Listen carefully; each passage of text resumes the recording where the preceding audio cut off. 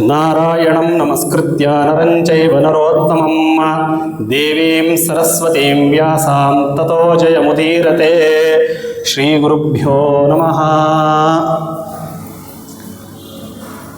ವಿಶೇಷವಾಗಿ ಗಾರುಡಿ ಪುರಾಣದ ಎರಡನೇ ದಿನ, ನಿನ್ನೆ ಕೇವಲ ಗಾರುಡಿ ಪುರಾಣದ ಪ್ರಸ್ತಾವನೆಯನ್ನು ಮಾತ್ರ ನಾನು ಮಾಡಿರೋದು. ಪ್ರಸ್ತಾವನೆಯನ್ನು ಮೊದಲನೇ ದಿನವೇ ವಿಘ್ನ ಬರಬಾರದು ಅಂತ ಮೊದಲನೇ ಅಧ್ಯಾಯದ ಕೆಲವೊಂದು ತುಣುಕನ್ನು ಮಾತ್ರ ನಾನು ನಿಮ್ಮಲ್ಲಿ ಹಂಚಿಕೊಂಡಿದ್ದೇನೆ.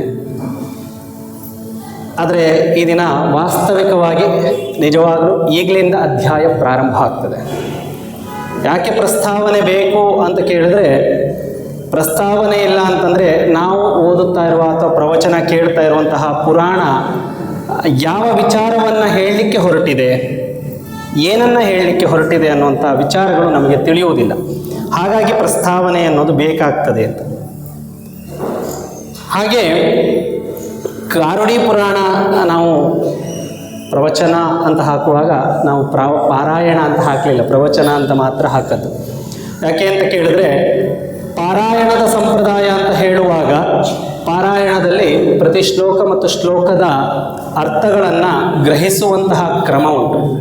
ಹಾಗೆ ಮಾಡಲಿಕ್ಕೆ ಹೋದರೆ ಈ ಆಷಾಢಾದಿ ಚತುರ್ಮಾಸಗಳು ಸಾಕಾಗೋದಿಲ್ಲ, 11,000 ಶ್ಲೋಕ.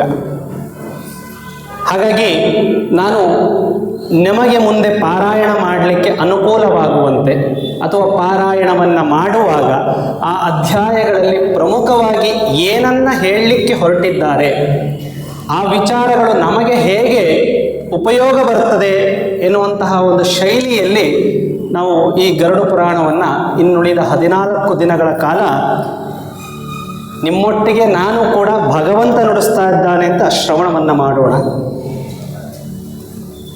ನಾನು ನೆನ್ನೆ ಹೇಳಿದ ಹಾಗೆ ಎಲ್ಲ ಪುರಾಣಗಳಲ್ಲಿ ಪ್ರಾರಂಭ ಆಗುವಂತೆ ಗಾರುಡಿ ಪುರಾಣವೂ ಕೂಡ ನೈಮಿಷಾರಣ್ಯದಲ್ಲಿ ಪ್ರಾರಂಭವಾಗ್ತದೆ. ನೈಮಿಷಾರಣ್ಯದಲ್ಲಿ ಸೂತ ಪುರಾಣಿಕರನ್ನು ಕುರಿತು ಶೌನಕಾದಿ ಮಹರ್ಷಿಗಳೆಲ್ಲರೂ ಕೂಡ ಪ್ರಾರ್ಥನೆ ಮಾಡುವುದು ಏನು ಅಂತ ಕೇಳಿದ್ರೆ, ಮಹಾಯಜ್ಞ ನಡೀತಿರುವಂತಹ ಈ ಸಂದರ್ಭದಲ್ಲಿ ಭಗವಂತನ ಮಹಿಮೆಯನ್ನು ಕೇಳಬೇಕು ಅನ್ನುವಂತಹ ಇಚ್ಛೆ ನಮ್ಮಲ್ಲಿ ಉಂಟಾಗಿದೆ ಅಂತ.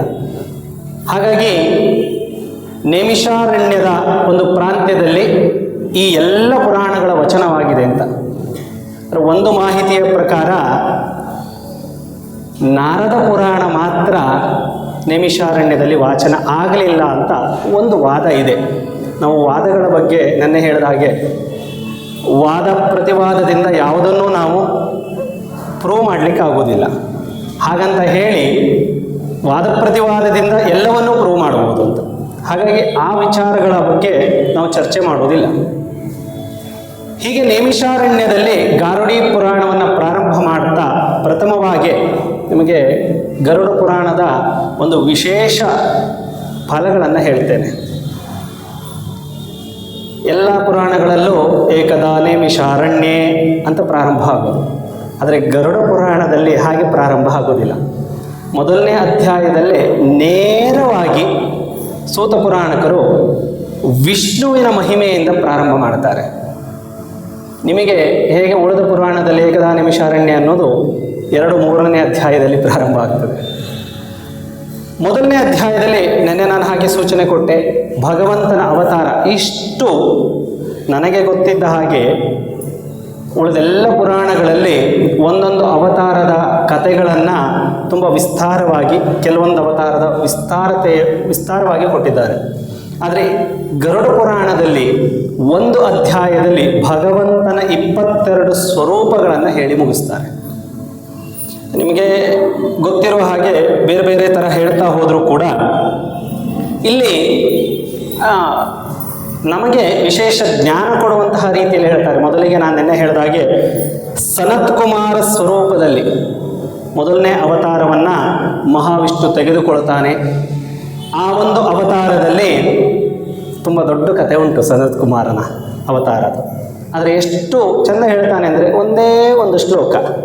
ಸನತ್ ಕುಮಾರ ಅವತಾರವನ್ನು ಪ್ರಥಮವಾಗಿ ಭಗವಂತ ತೆಗೆದುಕೊಂಡ, ಆ ಸನತ್ ಕುಮಾರನ ಅವತಾರದಲ್ಲಿ ತಪಸ್ಸನ್ನಾಚರಿಸಿಕೊಂಡು ಬ್ರಹ್ಮಚರ್ಯವನ್ನು ಹೇಗೆ ಪಾಲನೆ ಮಾಡಬೇಕು ಅನ್ನೋದನ್ನು ಲೋಕಕ್ಕೆ ತಿಳಿಸಿಕೊಟ್ಟ.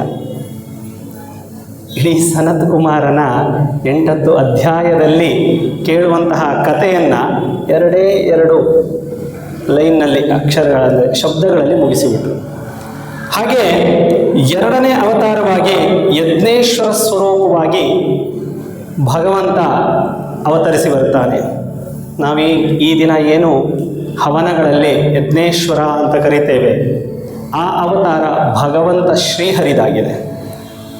ಹಾಗೆ ಲೋಕಕ್ಕೆ ಯಜ್ಞೇಶ್ವರ ಸ್ವರೂಪದಲ್ಲಿ ಜ್ಞಾನವನ್ನು ಕೊಡ್ತಾನೆ.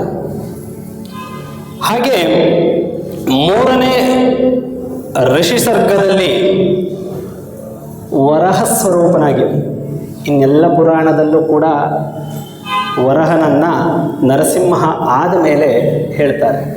ಇಲ್ಲಿ ಮಾತ್ರ 3ನೇ ಸ್ವರೂಪವಾಗಿ ಭಗವಂತನ ಅವತಾರ ವರಹರೂಪಿಯಾಗಿ ಆದದ್ದು. ಯಾಕೆಂದರೆ ಹಿರಣ್ಯಾಕ್ಷ ಭೂಮಿಯನ್ನು ಪಾತಾಳದಲ್ಲಿ ಅಡಗಿಸಿಟ್ಟಿದ್ದಾನೆ ಹೀಗೆಲ್ಲ ಹೇಳುವಾಗ ಇದಕ್ಕೆ ತುಂಬ ವಿಚರ್ಚೆಗಳೆಲ್ಲ ಉಂಟು. ಆದರೆ ನಾನು ಹಿಂದೆ ಕೂಡ ಇದನ್ನು ಹೇಳಿದ್ದೆ. ನೀವು ಈ ಹಿರಣ್ಯಾಕ್ಷನ ಕತೆ ತುಂಬ ವಿಸ್ಮಯವಾಗಿದೆ. ಇದರಲ್ಲಿ ಕೆಲವೊಂದು ಹಿಂಟು ನಮಗೆ ಸಿಗ್ತದೆ. ಪ್ರಥಮ ಅಧ್ಯಾಯದಲ್ಲೇ ಹಿರಣ್ಯಾಕ್ಷ ಅನ್ನೋನು ಏನು ಅಂತ ಕೇಳಿದ್ರೆ, ಕೆಲವೊಬ್ಬರು ಚಾಪೆ ಹಾಕಿ ಸುತ್ತುಕೊಂಡ ಅಂತ ಒಂದು ಕತೆ ಸೃಷ್ಟಿಯಾಗಬೇಕು ಅಂತಾದರೆ ಎಲ್ಲೋ ಒಂದು ಕಡೆ ಅದಕ್ಕೊಂದು ಪುಷ್ಟಿ ಸಿಗಬೇಕಲ್ಲ. ಹೊಗೆ ಇದೆ ಅಂತಾದರೆ ಬೆಂಕಿ ಇದೆ ಅಂತ ಅರ್ಥ ಅಲ್ವಾ? ಗರುಡ ಪುರಾಣದಲ್ಲಿ ಕೆಲವೊಮ್ಮೆ ಸಂಸ್ಕೃತದ ಉತ್ಪತ್ತಿ ವ್ಯತ್ಯಾಸ ಆದರೆ ಹೇಗಾಗ್ತದೆ ಅಂದರೆ, ಅಲ್ಲಿ ಒಂದು ನರಸಿಂಹ ಸ್ವರೂಪದಲ್ಲಿ ಭಗವಂತ ಅವತರಿಸುವಾಗ ಭಗವಂತ ಹಿರಣ್ಯಕಶಿಪುವನ್ನು ಚಾಪೆ ಮಾಡೋದು. ಈಗೆಲ್ಲ ನಾವು ಪ್ಲಾಸ್ಟಿಕ್ ಚಾಪೆ ಆಯ್ತಲ್ಲ, ಹಿಂದೆ ದರ್ಭಾಸನವನ್ನು ಮಾಡುವಾಗ ಆ ದರ್ಬೆಯನ್ನು ಹೀಗೆ ನೆನೆಸಿ ಹರಿತಿದ್ರು. ಹಾಗೆ ಕರಳನ್ನು ಬಗದ ಅಂತ ಇರುವುದು. ಅದು ಸ್ವಲ್ಪ ಕತೆಗೆ ಪುಷ್ಟಿ ಕೊಟ್ಟು ಹಿರಣ್ಯಕಶಿಪುವಿನಿಂದ ಹಿರಣ್ಯಾಕ್ಷನ ವರಹ ಸ್ವರೂಪಕ್ಕೆ ಭಗವಂತನ ಅವತಾರದಲ್ಲಿ ಬಂತು. ಚಾಪೆ ಸುತ್ತಿದ ಕತೆ ಬಂದದ್ದು ಅಲ್ಲಿಂದ. ಹಾಗೆ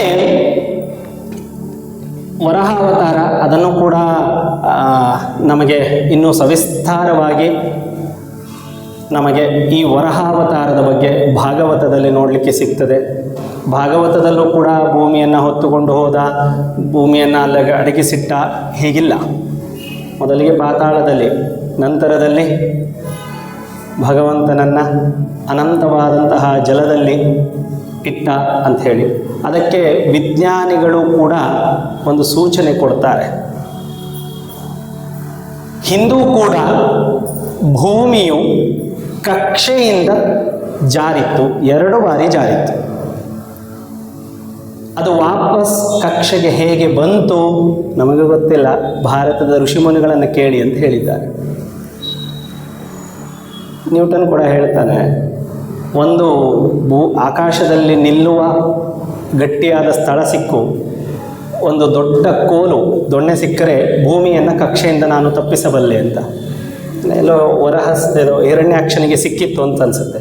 ಕಕ್ಷೆಯಿಂದ ಜಾರಿಸಿದ್ದು ಮೊದಲನೇ ಬಾರಿ ಕೆಳಭಾಗದಲ್ಲಿ, ಸೂರ್ಯನ ದಕ್ಷಿಣ ಭಾಗದಲ್ಲಿ ಜಾರಿಸಿದ್ದು, ಇನ್ನೊಂದು ಬಾರಿ ಪೂರ್ವ ಭಾಗದಲ್ಲಿ ಜಾರಿಸಿದ್ದು. ಹಾಗಾಗಿ 2 ಕಥೆಯಲ್ಲಿ 2 ರೀತಿಯಾದ ವ್ಯತ್ಯಾಸಗಳನ್ನು ನಾವು ನೋಡಲಿಕ್ಕೆ ಸಾಧ್ಯ. ಹಾಗೆ ಕಕ್ಷೆಯಿಂದ ಜಾರಿಸಿದಂತಹದ್ದು ಭಾಗವತದಲ್ಲೂ ಹೇಳುವುದದೇ. ಹಿರಣ್ಯಾಕ್ಷ ಭೂಮಿಯನ್ನು ತನ್ನ ಕಕ್ಷೆಯಿಂದ ಜಾರಿಸಿದರೆ ಆ ಭೂಮಿಯಲ್ಲಿ ಜೀವ ಉಳಿಲಿಕ್ಕೆ ಸಾಧ್ಯ ಇಲ್ಲ. ಹಾಗಾಗಿ ವರಹ ಸ್ವರೂಪದಲ್ಲಿ ಬಂದು ಮತ್ತೆ ಕಕ್ಷೆಯಲ್ಲಿ ನಿಲ್ಲಿಸಿದ. ಆ ಕಕ್ಷೆಯನ್ನು ನಿಲ್ಲಿಸೋದಕ್ಕೆ ಒಂದಿಷ್ಟು ಕಥೆಗಳು, ಅಲ್ಲಿ ಚಂದ್ರಶೇಖರನ ಕಥೆಗಳು ಇವೆಲ್ಲ ಬರ್ತದೆ. ಅದಿಲ್ಲಿ ಮೆನ್ಷನ್ ಮಾಡಲಿಲ್ಲ ಚಂದ್ರಶೇಖರನ ಕಥೆಗಳು.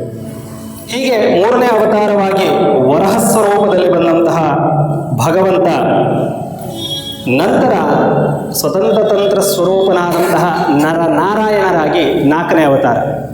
ಭಗವಂತನ ಮಹಾವಿಷ್ಣುವಿನ ಅವತಾರಗಳಲ್ಲಿ ಸುರ ಮತ್ತು ಅಸುರರು ಇಬ್ಬರಿಂದಲೂ ಪೂಜಿಸಲ್ಪಡುವ ಸ್ವರೂಪ ನರನಾರಾಯಣ. ಹಾಗಾಗಿ 4ನೇ ಅವತಾರವಾಗಿ ನರನಾರಾಯಣ ಸ್ವರೂಪದಲ್ಲಿ ಬಂದು ಲೋಕಕ್ಕೆ ಜ್ಞಾನವನ್ನು ಕೊಟ್ಟ ಅಸುರರಿಂದ ಪೂಜಿಸಲ್ಪಟ್ಟ ಕತೆ ಮುಗಿದು ಹೋಯಿತು. ನಂತರ ಕಪಿಲ ಮುನಿಯಾಗಿ 5ನೇ ಅವತಾರವನ್ನು ತೆಗೆದುಕೊಂಡು ಮುಳುಗಿದಂತಹ ಶಾಸ್ತ್ರವನ್ನು ಇಡೀ ಲೋಕಕ್ಕೆ ತಿಳಿಸಿಕೊಟ್ಟ 5ನೇ ಅವತಾರದ ಕಥೆಯೂ ಮುಗಿದು. ಅಂದರೆ ನಾನು ಹೇಳೋದು ಗರುಡ ಪುರಾಣ ಎಷ್ಟು ವಿಶೇಷವಾದಂತಹದ್ದು. ಇಲ್ಲಿ ನಾವು ವಿಷ್ಣು ಪಾರಮ್ಯ ಅಂತ ನಾವು ಮಾತಾಡುವಾಗ ಈ ಎಲ್ಲ ಅವತಾರಗಳ ಬಗ್ಗೆ ಸವಿಸ್ತಾರವಾದ ಕಥೆ ಬರಬೇಕಲ್ಲ. ಮುಂದಿನ ಅಧ್ಯಾಯಕ್ಕೆ ಹೋಗುವಾಗ ನಿಮಗೆ ಗೊತ್ತಾಗ್ತದೆ ಇಲ್ಲಿ ಅವತಾರದ ಕಥೆಗಿಂತ ಹೆಚ್ಚು ಜೀವನಕ್ಕೆ ಎಷ್ಟು ಪ್ರಾಮುಖ್ಯವಾದಂತಹ ಬೆಲೆಯನ್ನು ಕೊಟ್ಟಿದ್ದಾರೆ ಅಂತ. ಹಾಗೆ 6ನೇ ಅವತಾರದಲ್ಲಿ ದತ್ತಾತ್ರೇಯನ ಸ್ತುತಿಯನ್ನು ಮಾಡಿದ್ದಾರೆ. ದತ್ತಾತ್ರೇಯನ ಸ್ತುತಿ ಮಾಡುವಾಗ ಇನ್ಯಾವ ಪುರಾಣದಲ್ಲೂ ಸಿಗದ ಒಂದು ವಿಶೇಷವಾದಂತಹ ಒಂದು ವಾಕ್ಯ ಇದರಲ್ಲಿ ಸಿಗ್ತದೆ. ರಾಜ ಅಲರ್ಕನಿಗೆ ಬ್ರಹ್ಮಜ್ಞಾನವನ್ನು ಉಪದೇಶಿಸಿದಂತಹ ಅವತಾರ ಅಂತ. ನಮಗೆ ದತ್ತಾತ್ರೇಯನ ಶಿಷ್ಯ ಅಂತ ಹೇಳುವ, ಶಿಷ್ಯ ಬಳಗ ಅಂತ ಹೇಳುವಾಗ ಪರಂಪರೆಗಳನ್ನು ನಾವು ಹೇಳ್ತೇವೆ. ಸಾಧು, ಸನ್ಯಾಸ, ನವನಾಥ, ನಾಗ ಸಾಧುಗಳು, ಇದೆಲ್ಲ ಏನು ಪರಂಪರೆ ಉಂಟು ಎಲ್ಲವೂ ಕೂಡ ದತ್ತನ ಶಿಷ್ಯ ಮಾರ್ಗ ಅಂತ ನಾವು ಹೇಳುವುದು ಸರಿ.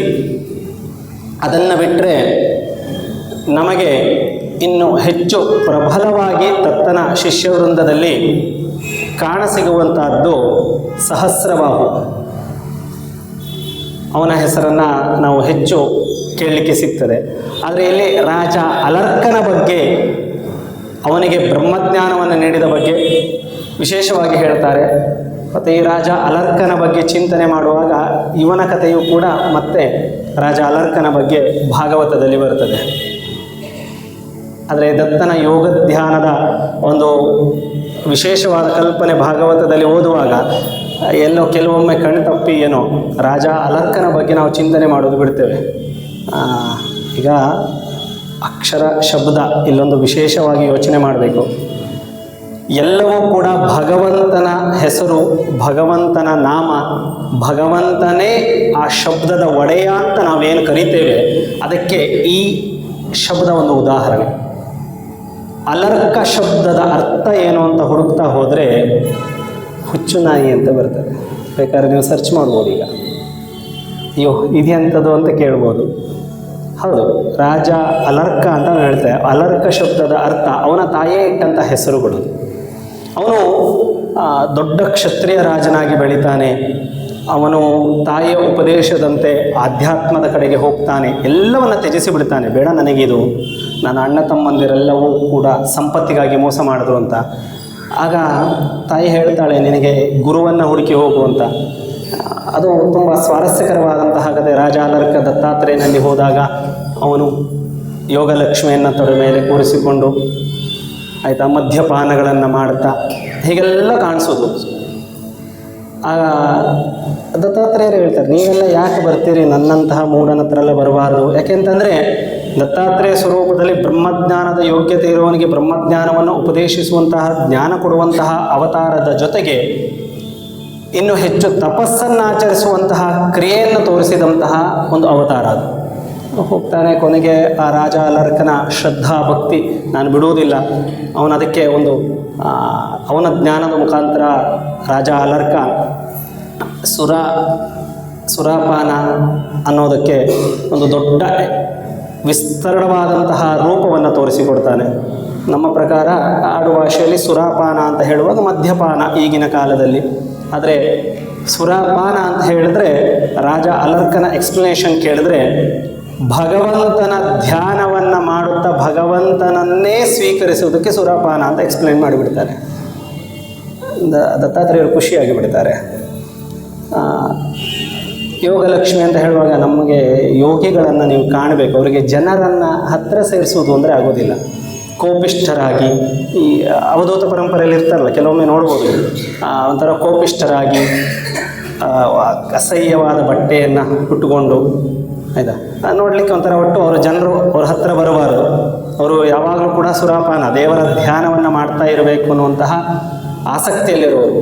ಆ ರೀತಿಯಾಗಿ ಅಲರ್ಕನಿಗೆ ಬ್ರಹ್ಮೋಪದೇಶ ಮಾಡಿದಂತಹ ವಿಶೇಷವಾದ ಕಥೆಯನ್ನು ನಮಗೆ ಪ್ರಥಮೋಧ್ಯಾಯದಲ್ಲಿ ಅದು ಕೂಡ 4 ಲೈನ್ನಲ್ಲಿ ಸಿಗ್ತದೆ ನೋಡಿ. ನಮ್ಮ ಮಸ್ತಕಕ್ಕೆ ಚಿಂತನೆಯನ್ನು ಹೊಕ್ಕಿಸುವ ಕೆಲಸವನ್ನು ವ್ಯಾಸರು ಪ್ರತಿ ಪುರಾಣದಲ್ಲೂ ಮಾಡ್ತಾರೆ.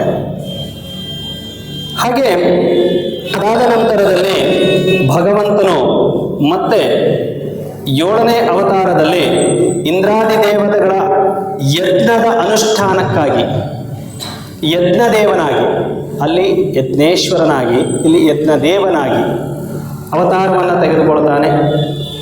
ಆ ದೇವತೆಗಳ ಶಕ್ತಿ ವೃದ್ಧಿಗೆ ಯಜ್ಞದೇವನಾಗಿ ಅವನು ನಿಂತು ಕೆಲಸ ಮಾಡ್ತಾನೆ. ಆ ಅವತಾರದ ಮಹಾತ್ಮೆ ಅಷ್ಟೇ ಇರೋದು. ಅದಾದ ನಂತರದಲ್ಲಿ ನಮಗೆ 8ನೇ ಅವತಾರದಲ್ಲಿ ಭಗವಂತನು ವೃಷಭದೇವನಾಗಿ, ವೃಷಭದೇವನ ನಾವು ವೃಷಭದೇವ, ವೃಷಭ ಚಕ್ರವರ್ತಿ ಹೀಗೆಲ್ಲ ಕರೀತೇವೆ. ಅದು ಮಹಾವಿಷ್ಣು ವೃಷಭದೇವನಾಗಿ ಭೂಮಿಯಲ್ಲಿ ಅವತರಿಸಿ, ಈ ದಿನ ನಾವು ಎಷ್ಟು ಸರಿಯಾಗಿದೆ ಸರಿಯಾಗಿಲ್ಲ ಅನ್ನುವ ಚರ್ಚೆಗಿಂತ ಹೆಚ್ಚು ಗೃಹಸ್ಥಾಶ್ರಮದಲ್ಲಿ ನಾರಿಯರ ಆದರ್ಶ ಮಾರ್ಗಗಳನ್ನು ತೋರಿಸಿಕೊಟ್ಟಂತಹ ಅವತಾರ ವೃಷಭದೇವನ ಅವತಾರ. ತುಂಬ ಕತೆ ಬರ್ತದೆ, ಅದು ಗರುಡ ಪುರಾಣ, ಇದೆಲ್ಲವನ್ನು ಇನ್ನೊಂದು ಬೇರೆ ಪುರಾಣಗಳಲ್ಲಿ ಓದ್ಕೊಳ್ಳಿ, ಯಾಕೆಂದರೆ ಇನ್ನೂ ಹೆಚ್ಚು ವಿಚಾರಗಳನ್ನು ಹೇಳಲಿಕ್ಕೆ ಉಂಟು ಅಂತ ಹೇಳಿ 2 ಲೈನ್ನಲ್ಲಿ ಮುಗಿಸ್ತಾ ಹೋಗಿದ್ದಾನೆ. ಹಾಗೆ ವೃಷಭದೇವನ ಅವತಾರ, ಆ ವೃಷಭದೇವನಲ್ಲಿ ಗೃಹಸ್ಥಾಶ್ರಮ, ವಿಶೇಷವಾಗಿ ನಾರಿಯರ ಆದರ್ಶ ಮಾರ್ಗವನ್ನು ಸೂಚಿಸುವಂತಹ ಒಂದು ಆಲೋಚನೆಯನ್ನು ಹುಟ್ಟಿಹಾಕಿದಂತಹ ಅವತಾರ. ಅದಾದ ನಂತರದಲ್ಲಿ ಋತುಚಕ್ರವರ್ತಿಯಾಗಿ ಭಗವಂತನು ಧರೆಯಲ್ಲಿ ಋಷಿಗಳ ಪ್ರಾರ್ಥನೆಯಿಂದಾಗಿ ಜನ್ಮ ತಾಳದಂಥದ್ದು. ಋತುಚಕ್ರವರ್ತಿಯ ಸ್ವರೂಪದಲ್ಲಿ ಇರುವಾಗ ಅನ್ನಾದಿಗಳು, ಈ ದಿನ ನಾವೇನು ಸಸ್ಯಗಳು ಅಥವಾ ಅನ್ನಗಳು ಅಂತ ಏನು ಹೇಳ್ತೇವೆಲ್ಲ, ಆ ಆಹಾರದ ಕ್ರಿಯೆಯ ಸೃಷ್ಟಿಕ್ರಮವನ್ನು ಮತ್ತು ಮಹೌಷಧಿಗಳನ್ನು ಧರೆಗೆ ತರಿಸಿಕೊಟ್ಟಂತಹ ಒಂದು ಅವತಾರ ಅದು ಋತು ಅವತಾರದಲ್ಲಿ. ಇದಾದ ನಂತರದಲ್ಲಿ ಬರುವುದು, ಇನ್ನು ನೆಕ್ಸ್ಟ್ ಬರುವುದೆಲ್ಲ ನಮಗೆ ಹೆಚ್ಚಿನ ಜನರಿಗೆ ಗೊತ್ತಿರುವಂತಹ ಅವತಾರಗಳು. ಮತ್ಸ್ಯಾವತಾರ. ಮತ್ಸ್ಯಾವತಾರದಲ್ಲಿ ನಮಗೆ ವೈವಸ್ವತ ಮನುವಿಗೆ, ನಾವೀಗಿರೋದು ಅದೇ ಮನ್ವಂತರದಲ್ಲೆಲ್ಲ ವೈವಸ್ವತ ಮನ್ವಂತರ ಅಲ್ಲ, ಸಂಕಲ್ಪ ಮಾಡುವಾಗ ಹೇಳ್ತೇವಲ್ಲ ನಾವು, ವೈವಸ್ವತ ಮನುವಿಗೆ ತೋರಿಸಿದಂತಹ ಆ ಮನು ಮುಂದಿನ ಯುಗದಲ್ಲಿ ಪ್ರಜಾಪತಿ ದಕ್ಷನ ಸ್ಥಾನವನ್ನು ತೆಗೆದುಕೊಂಡು ಲೋಕಪಾಲನೆಗೆ ಮಾಡಬೇಕು ಅನ್ನುವಂತಹ ದೃಷ್ಟಿಯಿಂದ ಮತ್ಸ್ಯಾವತಾರವನ್ನು ತೆಗೆದುಕೊಂಡು ಅವನನ್ನು ರಕ್ಷಿಸಿದಂತಹ ಅವತಾರ. ಹಾಗಾಗಿ ಅದನ್ನು ಮತ್ಸ್ಯಾವತಾರ ಅಂತ ಕರೆದರು. ಅದಾದ ನಂತರ ನಮಗೆ ಗೊತ್ತಿರುವುದು ಕೂರ್ಮಾವತಾರ. ಕೂರ್ಮಾವತಾರದಲ್ಲಿ ಸಮುದ್ರಮಂಥನದಲ್ಲಿ ಹೊತ್ತಂತಹ ಕ್ರಿಯೆಗಳು. ಆ ಕೂರ್ಮಾವತಾರ ಮತ್ತು ಈ ಸಮುದ್ರಮಂಥನದಲ್ಲಿ ಕೂರ್ಮಾವತಾರ ಆಗ್ತಿದ್ದ ಹಾಗೆ ಮತ್ತೆ 2 ವಿಶೇಷವಾದ ಅವತಾರಗಳು ಅಲ್ಲೇ ಆಗ್ತದೆ ಭಗವಂತನದು. ಒಂದು ಧನ್ವಂತರಿ ಸ್ವರೂಪಿಯಾದ ಮಹಾವಿಷ್ಣುವಿನ ಅವತಾರ, ಇನ್ನೊಂದು ಮೋಹಿನಿ ಸ್ವರೂಪವಾದಂತಹ ಧನ್ವಂತರಿಯ ವಿಷ್ಣುವಿನ ಅವತಾರ. ಈ 2 ಅವತಾರಗಳು ಮತ್ತು ಸಮುದ್ರ ಮಂಥನ ಆಯಿತು. ಮಂಥನದಲ್ಲಿ ಹೀಗೆ ಮಾಡಿದ್ರು, ಕ್ಲೋಸ್. ಅದ ಹಾಗೆ ಈ 2 ಅವತಾರಗಳ ನಂತರ 15ನೇ ಅವತಾರವಾಗಿ ವಾಮನ ರೂಪಿಯಾದಂತಹ ಅವತಾರ. ಇಲ್ಲಿ ವಾಮನ ರೂಪಿ, ವಾಮನನ ಕಥೆ ಗೊತ್ತಿರಬಹುದು ನಿಮಗೆ, ಎಲ್ಲರಿಗೂ ಗೊತ್ತಿದೆ ಎಂದು ಭಾವಿಸ್ತೇನೆ. ವಾಮನನಾಗಿ ಬಂದು ಬಲಿಚಕ್ರವರ್ತಿಯನ್ನು ಪಾತಾಳಕ್ಕೆ, ಅವನು ಕೂಡ ವಿಷ್ಣು ಭಕ್ತನಾಗಿದ್ದರೂ ಕೂಡ ನಾಳೆ ಕಂಟಕಪ್ರಾಯನಾಗಬಹುದು ಅಂತ ವಾಮನ ಸ್ವರೂಪದಲ್ಲಿ ಅವನನ್ನು ಭೂಮಿಗೆ ತಳ್ಳಿದಂತಹ ಒಂದು ಅವತಾರದ ಬಗ್ಗೆ. ನಂತರ ನರಸಿಂಹನ ಅವತಾರ. ನರಸಿಂಹ ಅವತಾರದಲ್ಲಿ ಅಲ್ಲಿ ಹಿರಣ್ಯಕಶಿಪು ಅವನ ಅಹಂಕಾರ ಮತ್ತು ಆ ಅಹಂಕಾರದನ್ನು ಮುರಿದಂತಹ ಸ್ವರೂಪ ಎರಡನ್ನೂ ಕೂಡ ತೋರಿಸಿದಂತಹ ಅವತಾರ. ಹಾಗೆ ಅದಾದ ನಂತರ ಇಡೀ ಕ್ಷತ್ರಿಯ ಕುಲಕ್ಕೆ ಸಿಂಹ ಸ್ವಪ್ನವಾಗಿ ನಿಂತಹ ಪರಶುರಾಮನ ಅವತಾರವನ್ನು ತೆಗೆದುಕೊಂಡದ್ದು. ಇಲ್ಲಿ ಪರಶುರಾಮನ ಬಗ್ಗೆ ಎಲ್ಲ ಇಲ್ಲಿ ತುಂಬ ಹೇಳಲಿಲ್ಲ. ಪರಶುರಾಮನ ಅವತಾರವನ್ನು ಧರಿಸಿದ ಭಗವಂತ ಅಂತ. ಅದಾದ ನಂತರ ರಾಮಾವತಾರದಲ್ಲೂ ಅಷ್ಟೇ ತುಂಬ ಎಕ್ಸ್ಪ್ಲೈನ್ ಮಾಡಲಿಲ್ಲ. ಕೃಷ್ಣನ ಅವತಾರ ಆದಮೇಲೆ ಬಹುಶಃ ಈ ಪುರಾಣ ಬಲರಾಮನನ್ನು ಕೂಡ ಅವತಾರ ಅಂತ ಕರೆದದ್ದಕ್ಕಾಗಿ ಕೆಲವೊಮ್ಮೆ ಬುದ್ಧನನ್ನು ಬಿಟ್ಟು ಬಲರಾಮನನ್ನು ದಶಾವತಾರದಲ್ಲಿ ತೆಗೆದುಕೊಳ್ಳುವ ಸಂಪ್ರದಾಯ ಬಂದಿರಬಹುದು ಅಂತ ನನ್ನ ಭಾವನೆ. ಆದರೆ ಇದರ ಪ್ರಕಾರ 20ನೇ ಅವತಾರವಾಗಿ ಬಲರಾಮನನ್ನು, 21ನೇ ಅವತಾರವಾಗಿ ಜೈನ ದಂಪತಿಗಳ ಮಗನಾದಂತಹ ಬುದ್ಧನನ್ನು, ಹಾಗೆ ಮುಂದೆ ಬರಲಿಕ್ಕಿರುವಂತಹ 22ನೇ ಅವತಾರವಾದಂತಹ ಕಲ್ಕಿ, ಇಷ್ಟನ್ನು ಹೇಳಿ ಇದು ಭಗವಂತನ ಅವತಾರ ಸ್ವರೂಪಗಳು ಅಂತ ಹೇಳಿ ಪ್ರಥಮ ಅಧ್ಯಾಯವನ್ನು ಸಂಪೂರ್ಣ ಮಾಡ್ತಾರೆ. ಹೀಗೆ ನೋಡುವಾಗ ನಿಮಗದು ಒಂದು 10-12 ಶ್ಲೋಕಗಳಲ್ಲಿ ಮೊದಲನೇ ಅಧ್ಯಾಯ ಮುಗಿದು ಬಿಡ್ತದೆ. ಅದಾದ ನಂತರದಲ್ಲಿ ಭಗವಂತನ 2ನೇ ಅಧ್ಯಾಯದಲ್ಲಿ ಈಗ ಸೂತ ಪುರಾಣಿಕರು ಒಂದು ಕ್ರಮವನ್ನು ಹೇಳಲಿಕ್ಕೆ ಪ್ರಾರಂಭ ಮಾಡ್ತಾರೆ.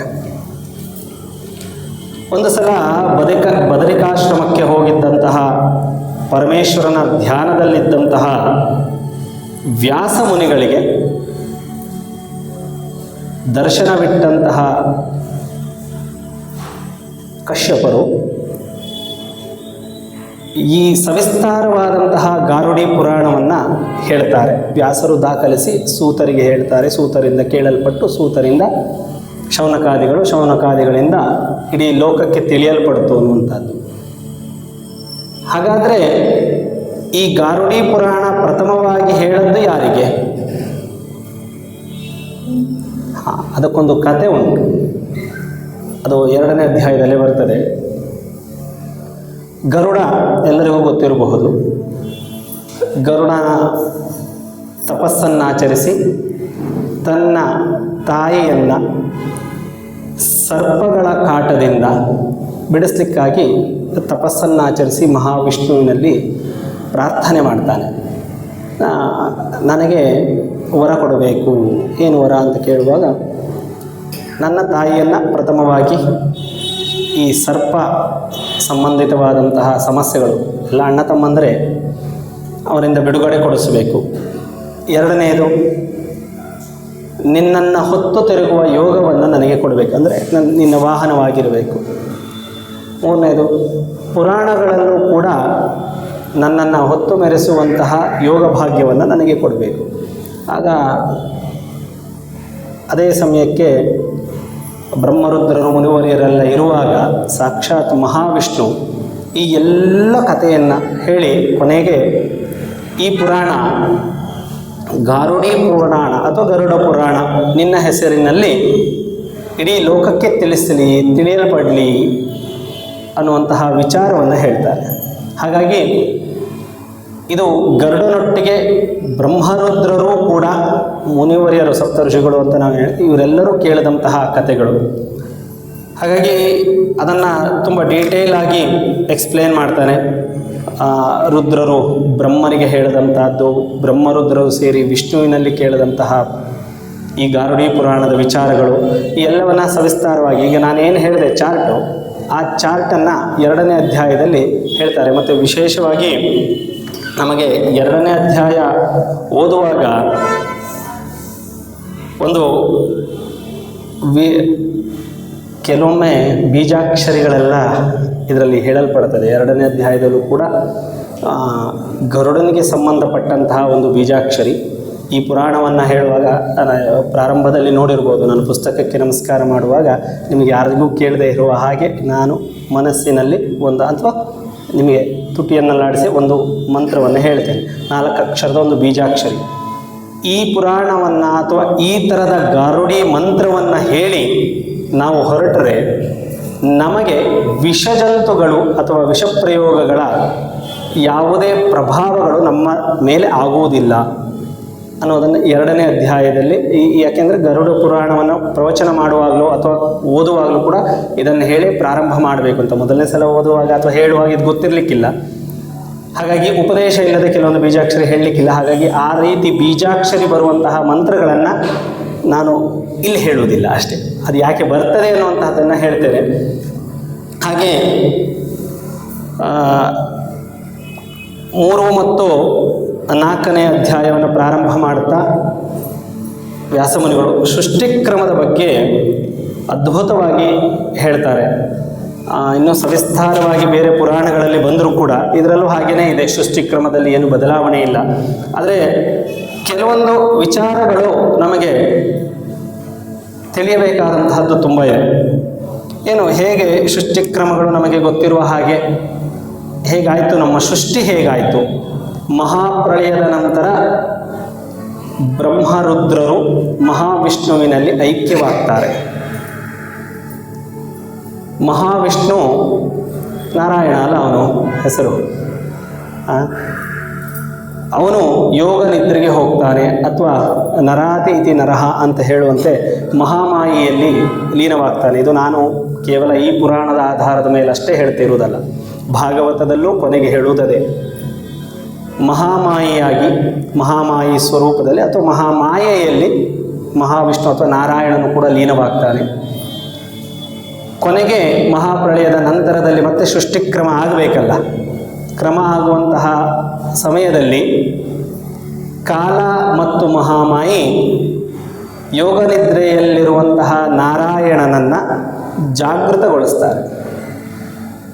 ಆ ಮಹಾಮಾಯೆಯನ್ನು ನೀವು ಮಹಾವಿಷ್ಣುವಿನ ಯೋಗಿನಿ ಶಕ್ತಿ ಅಂತ ಬೇಕಾದರೂ ಕರಿಬಹುದು, ಅಥವಾ ಜಗನ್ಮಾತೆ ಅಂತ ಬೇಕಾದರೂ ಕರಿಬಹುದು. ನೀವು ನಂಬಿದ ಯಾವುದೇ ಶಕ್ತಿಯಾಗಿ ನೋಡ್ಬೋದು. ಹಾಗೆ ಮಹಾವಿಷ್ಣು ಅಥವಾ ನಾರಾಯಣನ ಯೋಗನಿದ್ರೆಯಿಂದ ಜಾಗೃತನಾದ ನಂತರದಲ್ಲಿ ಪ್ರಥಮವಾಗಿ ಮಹತ್ತತ್ವಗಳ ಸೃಷ್ಟಿಯಾಗ್ತದೆ. ಏನದು? ಸತ್ವ ರಜ ತಮೋ ಗುಣಗಳ ಸೃಷ್ಟಿಯಾಗಬೇಕಲ್ಲ. ಹಾಗಾಗಿ ತನ್ನಲ್ಲಡಗಿರುವಂತಹ ಸೃಷ್ಟಿಗೆ ಒಡೆಯನಾದಂತಹ ಅಥವಾ ಸೃಷ್ಟಿ ಕ್ರಮವನ್ನು ನಡೆಸುವಂತಹ ಬ್ರಹ್ಮನ ಸೃಷ್ಟಿ, ಆ ಬ್ರಹ್ಮನ ಸೃಷ್ಟಿಯಿಂದ ಉಳಿದ ಎಲ್ಲ ಲೋಕದ ಸೃಷ್ಟಿ, ಮತ್ತು ಸೃಷ್ಟಿಯಾದದ್ದು ನಾಶ ಆಗಲೇಬೇಕಲ್ಲ.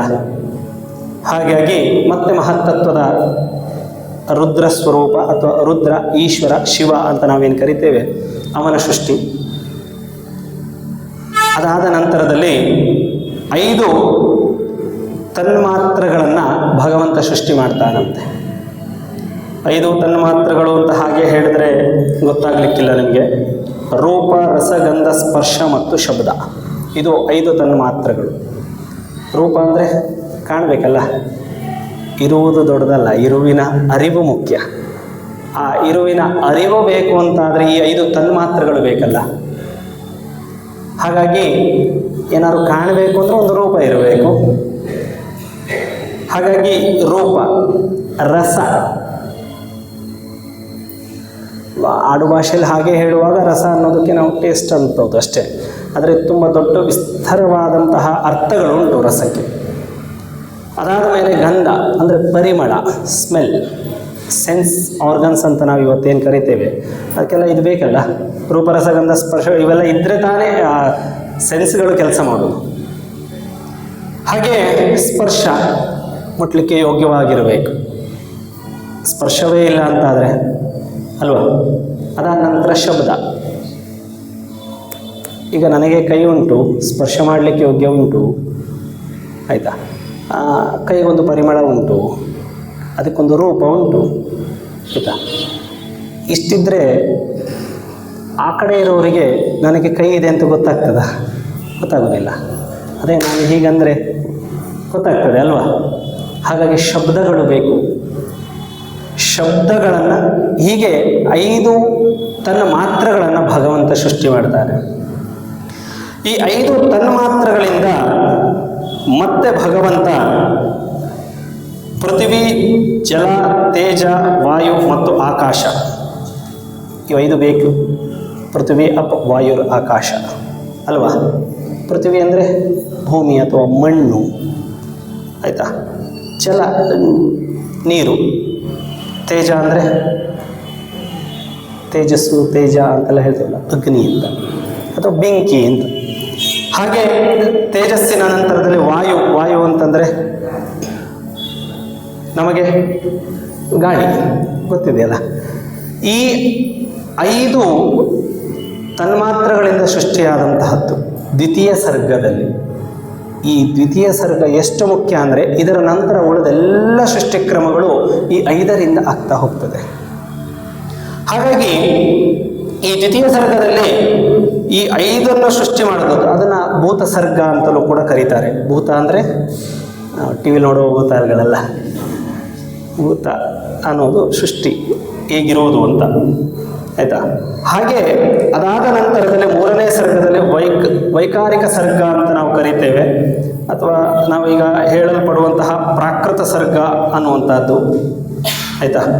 ಅದಕ್ಕೆ ಈ ವೈಕಾರಿಕ ಸರ್ಗದಲ್ಲಿ 2 ವಿಚಾರವನ್ನು ಸೃಷ್ಟಿ ಇದೆ. 2ರಿಂದ ಯಾವುದೋ ಪೃಥ್ವಿ, ಈ 5 ಪೃಥ್ವಿ, ಅಪವಾಯು, ಆಕಾಶ, ಅಗ್ನಿ ಅಂತ ನಾವೇನು ಹೇಳ್ತೇವೆ. ಅದರಿಂದ ಕರ್ಮೇಂದ್ರಿಯಗಳು ಮತ್ತು ಜ್ಞಾನೇಂದ್ರಿಯಗಳು 2ರ ಸೃಷ್ಟಿ. ಒಂದು ಕರ್ಮ ಮತ್ತು ಜ್ಞಾನ.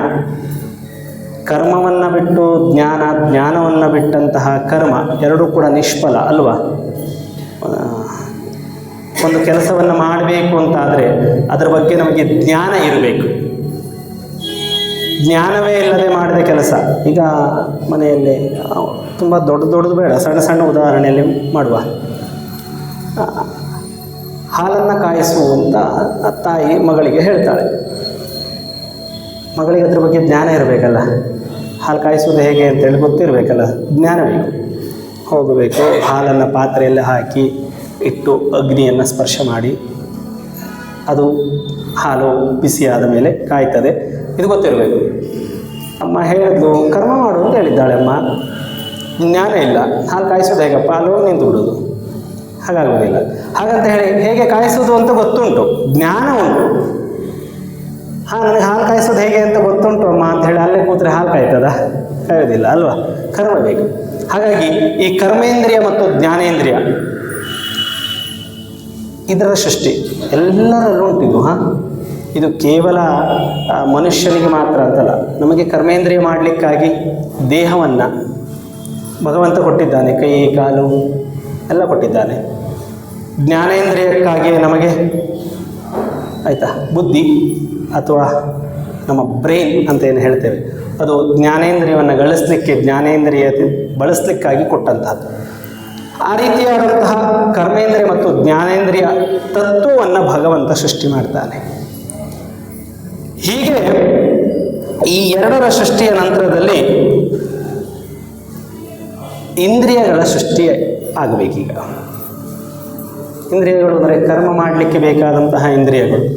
ಒಬ್ಬೊಬ್ಬರಿಗೆ ಒಂದೊಂದು ರೀತಿಯಾದಂತಹ ಕರ್ಮವನ್ನು ಹೇಳಿದ್ದಾನೆ ಅಲ್ವಾ.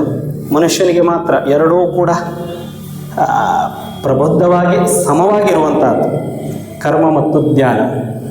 ಕೆಲವೊಂದು ಪ್ರಾಣಿಗಳಲ್ಲಿ ಕೇವಲ ಕರ್ಮ ಮಾತ್ರ ಕಾಣಲಿಕ್ಕೆ ಸಾಧ್ಯ, ಜ್ಞಾನ ಇರುವುದಿಲ್ಲ. ಇನ್ನು ಕೆಲವೊಂದರಲ್ಲಿ ಜ್ಞಾನದ ಅಂಶ ಕಮ್ಮಿ, ಕರ್ಮದ ಅಂಶ ಜಾಸ್ತಿ ಅಲ್ವಾ. ಎಲ್ಲದರಲ್ಲೂ ಉಂಟು. ಈಗಿನ ಕಂಪ್ಯೂಟ್ರು ಕೂಡ ಒಂದು ಜ್ಞಾನೇಂದ್ರಿಯವೇ. ಅದಕ್ಕೆ ಕರ್ಮ ಮಾಡಲಿಕ್ಕೆ ಗೊತ್ತಿಲ್ಲ, ಜ್ಞಾನದಿಂದ ಮಾತ್ರ ಮಾಡೋದು. ಯಾರು ಮಾಡಬೇಕು ಕರ್ಮ, ಇಲ್ಲಾಂದರೆ ಮಾಡೋದಿಲ್ಲ ಅದು ಅಲ್ಲ. ನಿಮಗೆ ಈಗಿಂತ ಒಂದು ಉದಾಹರಣೆ ಕೊಡಬೇಕು. ನಾನು ಹಳೆಯ ಪುರಾತನ ಕಾಲದ ಯಾವುದೋ ಒಂದು ಉದಾಹರಣೆ ಕೊಟ್ಟರೆ ನಿಮ್ಗೆ ಅರ್ಥ ಆಗೋದಿಲ್ಲ. ಹಾಗೆ ಇಂದ್ರಿಯಗಳನ್ನು ಸೃಷ್ಟಿ ಮಾಡ್ದಂತೆ ಭಗವಂತ. ಹಾಗೆ ಇಂದ್ರಿಯ ಸೃಷ್ಟಿಯಾದ ನಂತರದಲ್ಲಿ ಆ ಇಂದ್ರಿಯಗಳು ಕೆಲಸ ಮಾಡಬೇಕಲ್ಲ. ಆ ಇಂದ್ರಿಯಗಳು ಯಾರ್ಯಾರಿಗೆ ಹೇಗೆ ಸೃಷ್ಟಿಕ್ರಮ ಹೇಗಾಯಿತು, ಯಾವುದು ಮೊದಲು ಬಂತು, ನಾವೆಲ್ಲ ಹೇಳೋದು ಕ್ರಿಯೆಗಳು ಹೇಗೆ ಅಂತ ಹೇಳಿ. ಇಲ್ಲಿ ಇದರಲ್ಲಿ ಇದೊಂದು ತುಂಬ ಚೆನ್ನಾಗಿ ಕೊಟ್ಟಿದ್ದಾನೆ. ಮೊದಲು ಸೃಷ್ಟಿಯಾದಂತಹದ್ದು ಈ ಆಹಾರ ಸಂಚಾರ ಯಾರಿಗೆ ತಿರ್ಯಕ್ಕಿದೆಯೋ ಅದರ ಸೃಷ್ಟಿಯಾಯಿತು ಅಂತ. ತಿರ್ಯಕ್ಕಂದರೆ ವಕ್ರವಾಗಿ ಅಂತ. ಇದನ್ನು ನೋಡುವಾಗ ಏನು ಅಂತಂದರೆ, ಮೊದಲು ತಿರ್ಯಕ್ ಅಂದರೆ ವಕ್ರ ರೀತಿಯಲ್ಲಿ ಆಹಾರದ ಸಂಚಾರ. ಊಟ ಮಾಡ್ತೇವೆ, ಆಹಾರ ಹೊರಗೆ ಹೋಗ್ತದೆ, ಪಚನ ಆಗ್ತದೆ, ವಿಸರ್ಗದಲ್ಲಿ ಹೊರಗೆ ಬರುತ್ತದೆ. ಇದಲ್ಲ ಒಂದು ಆಹಾರದ ಕ್ರಮ. ಹಾಗಾದರೆ ವಕ್ರ ಯಾರಿಗೆ ಹೋಗುವುದು? ವಕ್ರ ಹೋಗುವುದು ಯಾರಿಗೆ? ಯೋಚನೆ ಮಾಡಬೇಕಲ್ಲ. ವಕ್ರವಾಗಿ ಹೊರಗೆ ಬರೋದು ಜಲಚರಗಳಿಗೆ ಹಾಗೆ ಉಂಟು. ಸೈನ್ಸ್ ಕೂಡ ಅದೇ ಅಲ್ಲ ಹೇಳೋದು.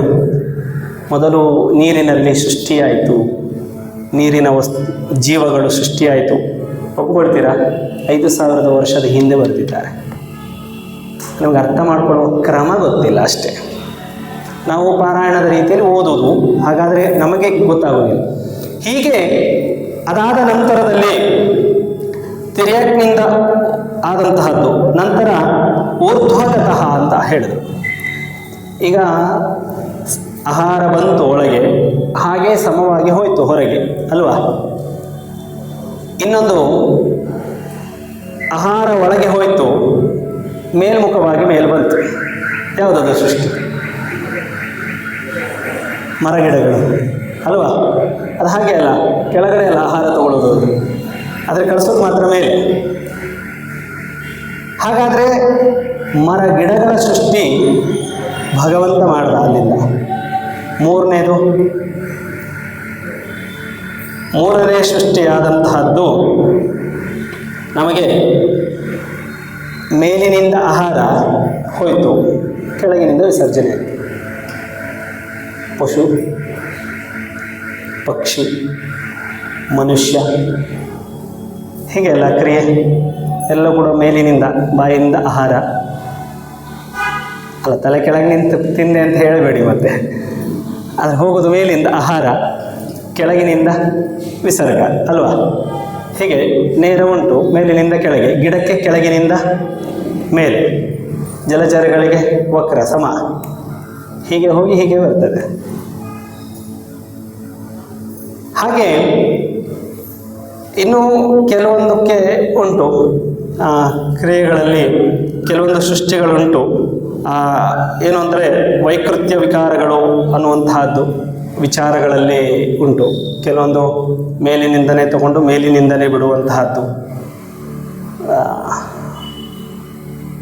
ಗೊತ್ತುಂಟ ಇದು? ಗೊತ್ತಿಲ್ಲಲ್ಲ? ಜಿಗಣೆ ಅಂತ ಕೇಳಿದ್ದೀರಾ? ಹಾಂ, ಅದು ಅಲ್ಲ, ಹೀರೋದು ರಕ್ತವೇ ಬಾಯಿನಿಂದ ತಗೊಂಡು ಬಾಯಿನಿಂದನೇ ಹೊರಗೆ ಬಿಡ್ತದೆ. ಅದು ಈ ಥರದ ವಿಕೃತದ ಕೆಲವೊಂದು ಜೀವಗಳನ್ನು ಕೂಡ ಭಗವಂತ ಸೃಷ್ಟಿ ಮಾಡಿದ ಅಂತ. ಹೀಗೆ ಇದು ಭೂಲೋಕದಲ್ಲಿ ಸೃಷ್ಟಿಯಾದ ಕ್ರಮ. ಈ ಭೂಲೋಕದಲ್ಲಿ ಸೃಷ್ಟಿಯಾಗೋದಕ್ಕಿಂತ ಮುಂಚೆ ಭಗವಂತ ಕೆಲವೊಂದು ಸೃಷ್ಟಿಯನ್ನು ಮಾಡ್ತಾನೆ. ಆ ಸೃಷ್ಟಿಗಳ ಕ್ರಮವನ್ನು 5ನೇ ಅಧ್ಯಾಯ ಸವಿಸ್ತಾರವಾಗಿ ಹೇಳ್ತದೆ. ನಾನು ನೆನ್ನೆ ಹೇಳಿದ ಹಾಗೇನೆ ಒಂದು ವಿಚಾರ ಹೇಗೆ ಅಂತಂದರೆ, ಗರುಡ ಪುರಾಣದಲ್ಲಿ ಕೆಳಗಿನಿಂದ ಮೇಲೆ ಹೋಗ್ತಾ ಉಂಟದು ವಿಚಾರಗಳು. ಮಗುವಿಗೆ ಔಷಧಿಯನ್ನು ಕೊಡಬೇಕು ಅಂದರೆ ಮೊದಲು ಬೆಲ್ಲ ಕೊಡಬೇಕು. ಮೊದಲು ನಮ್ಮ ಬಗ್ಗೆ ನಾವು ತಿಳ್ಕೊಂಡ್ರೆ ಮತ್ತೆ ಮೇಲಿನ ವಿಚಾರಗಳ ಬಗ್ಗೆ ಅಂತ. ಇದು ಭೂಮಿಯಲ್ಲಿ ಸೃಷ್ಟಿಯಾದಂತಹ ಕ್ರಮವನ್ನು 4ನೇ ಅಧ್ಯಾಯ ಹೇಳಿದ್ರೆ, 5ನೇ ಅಧ್ಯಾಯದಲ್ಲಿ ಬ್ರಹ್ಮ ದೇವತೆಗಳ ಚಿಂತನೆ ಮಾಡಿದಂತಹದ್ದು ಅಥವಾ ದೇವತೆಗಳ ಸೃಷ್ಟಿ ಮತ್ತು ಬ್ರಹ್ಮನ ಮಾನಸ ಪುತ್ರರು ಅಂತ ನಾವೇನು ಹೇಳ್ತೇವೆ, ಅವರ ಚಿಂತನೆಯನ್ನು 5ನೇ ಅಧ್ಯಾಯ ಹೇಳ್ತದೆ, ಸವಿಸ್ತಾರವಾಗಿ ಹೇಳ್ತದೆ. ಅದರಲ್ಲಿ ದೇವತೆಗಳನ್ನು ಸೃಷ್ಟಿ ಮಾಡಿದಂತಹದ್ದು, ಆ ದೇವತೆಗಳೊಟ್ಟಿಗೆ ಪಿತೃಗಣಗಳನ್ನು ಸೃಷ್ಟಿ ಮಾಡಿದಂಥದ್ದು. ಅಲ್ಲಿ ಆ ಪಿತೃಗಣಗಳಿಗೆ ಭಗವಂತ ಎಷ್ಟು ಜನಕ್ಕೆ ಗೊತ್ತಿದೆಯೋ ಇಲ್ಲೋ ಗೊತ್ತಿಲ್ಲ ನನಗೆ. ಒಂದು ಸಣ್ಣ ಕತೆ ನಿಮಗೆ ಗರುಡ ಪುರಾಣದಲ್ಲಿ ಸಿಗೋದಿಲ್ಲ. ನಾನು ಅದನ್ನೇ ಹೇಳೋದು, ಯಾವುದೇ ಒಂದು ಪುರಾಣದಲ್ಲಿ ಗುಪ್ತವಾಗಿ ಆಡಿದಂತಹ ಭಾಷೆಗಳು ಇನ್ಯಾವುದೋ ಪುರಾಣದಲ್ಲಿ ಮುಕ್ತವಾಗಿ ಸಿಗ್ತದೆ. ಅಲ್ಲಿ ಇದರ ಪುರಾಣದ ಅರ್ಥ ನಮಗೆ ಆ ಪುರಾಣ ಓದಿದಾಗ ಆಗ್ತದೆ. ಪಿತೃಗಣಗಳ ಸೃಷ್ಟಿಯಾಯಿತು, ಹಾಗಾಗಿ ಅವರು ಅಪಸವ್ಯದಲ್ಲಿ ಇದ್ದಾರೆ ಅಷ್ಟೇ ಹೇಳೋದು ಗರುಡ ಪುರಾಣ. ಅಪಸವ್ಯ ಅಂದರೆ ಗೊತ್ತುಂಟು, ಸಾಮಾನ್ಯ ಶ್ರಾದ್ದ ಮಾಡೋರಿಗೆಲ್ಲ ಗೊತ್ತುಂಟು. ಜನಿವಾರ ಯಾಕೆ ಹಾಕ್ತೀರಿ ಬಿಟ್ರೆ ಅಂತ ಯಾರೂ ಕೇಳಲಿಲ್ಲ, ಯಾರಿಗೂ ಕೇಳಲಿಲ್ಲ, ಭಟ್ರು ಹೇಳಬೇಕು ಅಂತ ಅನ್ನಿಸ್ಲಿಲ್ಲ. ನಮ್ಮಲ್ಲಿ ಹಿಂದೊಂದು ಸಂಪ್ರದಾಯ ಇತ್ತು. ಜನಿವಾರವನ್ನು ಹಾಕದಂಥವರು ವಿಸರ್ಜನಾ ಕ್ರಮಗಳಿಗೆ ಹೋಗುವಾಗ ಜನಿವಾರವನ್ನು ಎತ್ತಿ ಕಿವಿ ಮೇಲೆ ಹಾಕುವುದು, ಅಥವಾ ಜನಿವಾರವನ್ನು ಉಲ್ಟ ಹಾಕಿ ಹೋಗಿ ಬರುವುದು. ಈಗ ನಾವೇನು ಅಪಸವ್ಯ ಅಂತ ಹೇಳ್ತೀವಿ ಹಾಗೆ ಹೋಗಿ ಬರೋದು. ಹಾಗೆ ಕೈಕಾಲನ್ನು ತೊಳೆಯುವಾಗಲೂ ಅದೇ ಕ್ರಮ ಮಾಡಬೇಕು ಅಂತಿದ್ದದ್ದು. ಈ ಪಿತೃದೇವತೆಗಳು ಬ್ರಹ್ಮನ ಸಭೆಗೆ ಬರುವಾಗ ಅಥವಾ ಬ್ರಹ್ಮನಲ್ಲಿ ಬರುವಾಗ ಕೈಕಾಲನ್ನು ತೊಳೆದು ಬರುವಾಗ ಉಲ್ಟ ಇದ್ದದ್ದು ಹಾಗೆ ಇತ್ತು, ಮರೆತು ಹೋಯಿತು. ಬ್ರಹ್ಮನಿಗೆ ಕೋಪ ಬರಲಿಲ್ಲ, ಅದನ್ನೇ ವರವಾಗಿ ಕೊಟ್ಟ. ಇನ್ನು ಮುಂದೆ ನಿಮ್ಮನ್ನು ಆರಾಧನೆ ಮಾಡುವವರು ಇದೇ ಪದ್ಧತಿಯಲ್ಲಿ ಆರಾಧನೆ ಮಾಡಲಿ ಅಂತ. ಇದು ಕ್ರಮ. ಆದರೆ ನಾವು ಅದನ್ನು ಯಾವತ್ತೂ ಕೂಡ ಭಟ್ರ ಹತ್ರನೂ ಕೇಳಲಿಲ್ಲ, ಭಟ್ರು ಹೇಳಬೇಕು ಅಂತ ಅನ್ನಿಸ್ತೀನಿ. ಆ ಕಥೆ ನಿಮಗೆ ಇದ್ರಲ್ಲಿ ಸಿಗೋದಿಲ್ಲ, ನಿಮಗೆ ಗೊತ್ತಿರಲಿ ಅಂತ ನಾನು ಹೇಳಿದೆ. ಈಗ ಮಾನಸ ಪುತ್ರರು, ಪಿತೃದೇವತೆಗಳು ಅಥವಾ ಪಿತೃಗಣಗಳನ್ನು ಸೃಷ್ಟಿ ಮಾಡಿದಂತಹ ಬ್ರಹ್ಮ ಮುಂದೆ ಭೂಲೋಕದ ಆಧಿಪತ್ಯವನ್ನು ದಕ್ಷ ಪ್ರಜಾಪತಿಯ ಸೃಷ್ಟಿಯ ಮುಖಾಂತರ ಮಾಡ್ತಾನೆ. ಈಗ ಮುಂದೆ ಸೃಷ್ಟಿಕ್ರಿಯೆಗಳು ಎಲ್ಲವೂ ಬ್ರಹ್ಮನೇ ಮಾಡದೆ ಕೊಡಲಿಕ್ಕೆ ಆಗೋದಿಲ್ಲಲ್ಲ. ಹಾಗಾಗಿ ದಕ್ಷ ಪ್ರಜಾಪತಿಯನ್ನು ಭೂ ಸೃಷ್ಟಿಗಾಗಿ ಬಿಡ್ತಾನೆ. ದಕ್ಷ ಪ್ರಜಾಪತಿಯ ಜನ್ಮದಲ್ಲಿ ದಕ್ಷ ಪ್ರಜಾಪತಿ ಮತ್ತು ಅವನ ಹೆಂಡತಿಯಿಂದ ಹೆಣ್ಣು ಮಕ್ಕಳ ಜನನ. ಆ ಹೆಣ್ಣು ಮಕ್ಕಳನ್ನು ಬ್ರಹ್ಮನ ಮಾನಸ ಪುತ್ರರಿಗೆ, ಋಷಿಗಳಿಗೆ ಕೊಟ್ಟಂಥದ್ದು. ಅದರಲ್ಲಿ ವಿಶೇಷವಾಗಿ ನಾವು ಹೆಸರನ್ನು ಕೇಳ್ಬೋದು. ದಕ್ಷನ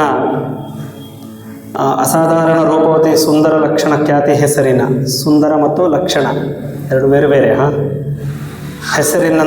ಹೆಸರಿರುವಂತಹ ಪುತ್ರಿಯರನ್ನು ಭೃಗು ಮಹರ್ಷಿಗೆ ಕೊಟ್ಟು ಮದುವೆ ಮಾಡ್ತಾನೆ. ಅದರ ನಂತರ ಉನ್ಮಾದ ಮತ್ತು ಉನ್ಮಾದ ಎನ್ನುವಂಥ ಖ್ಯಾತಿ ಉಳ್ಳಂತಹ ಹೆಸರಿನ ಪುತ್ರ ಅವನಿಗೆ ಜನನವಾಗ್ತದೆ.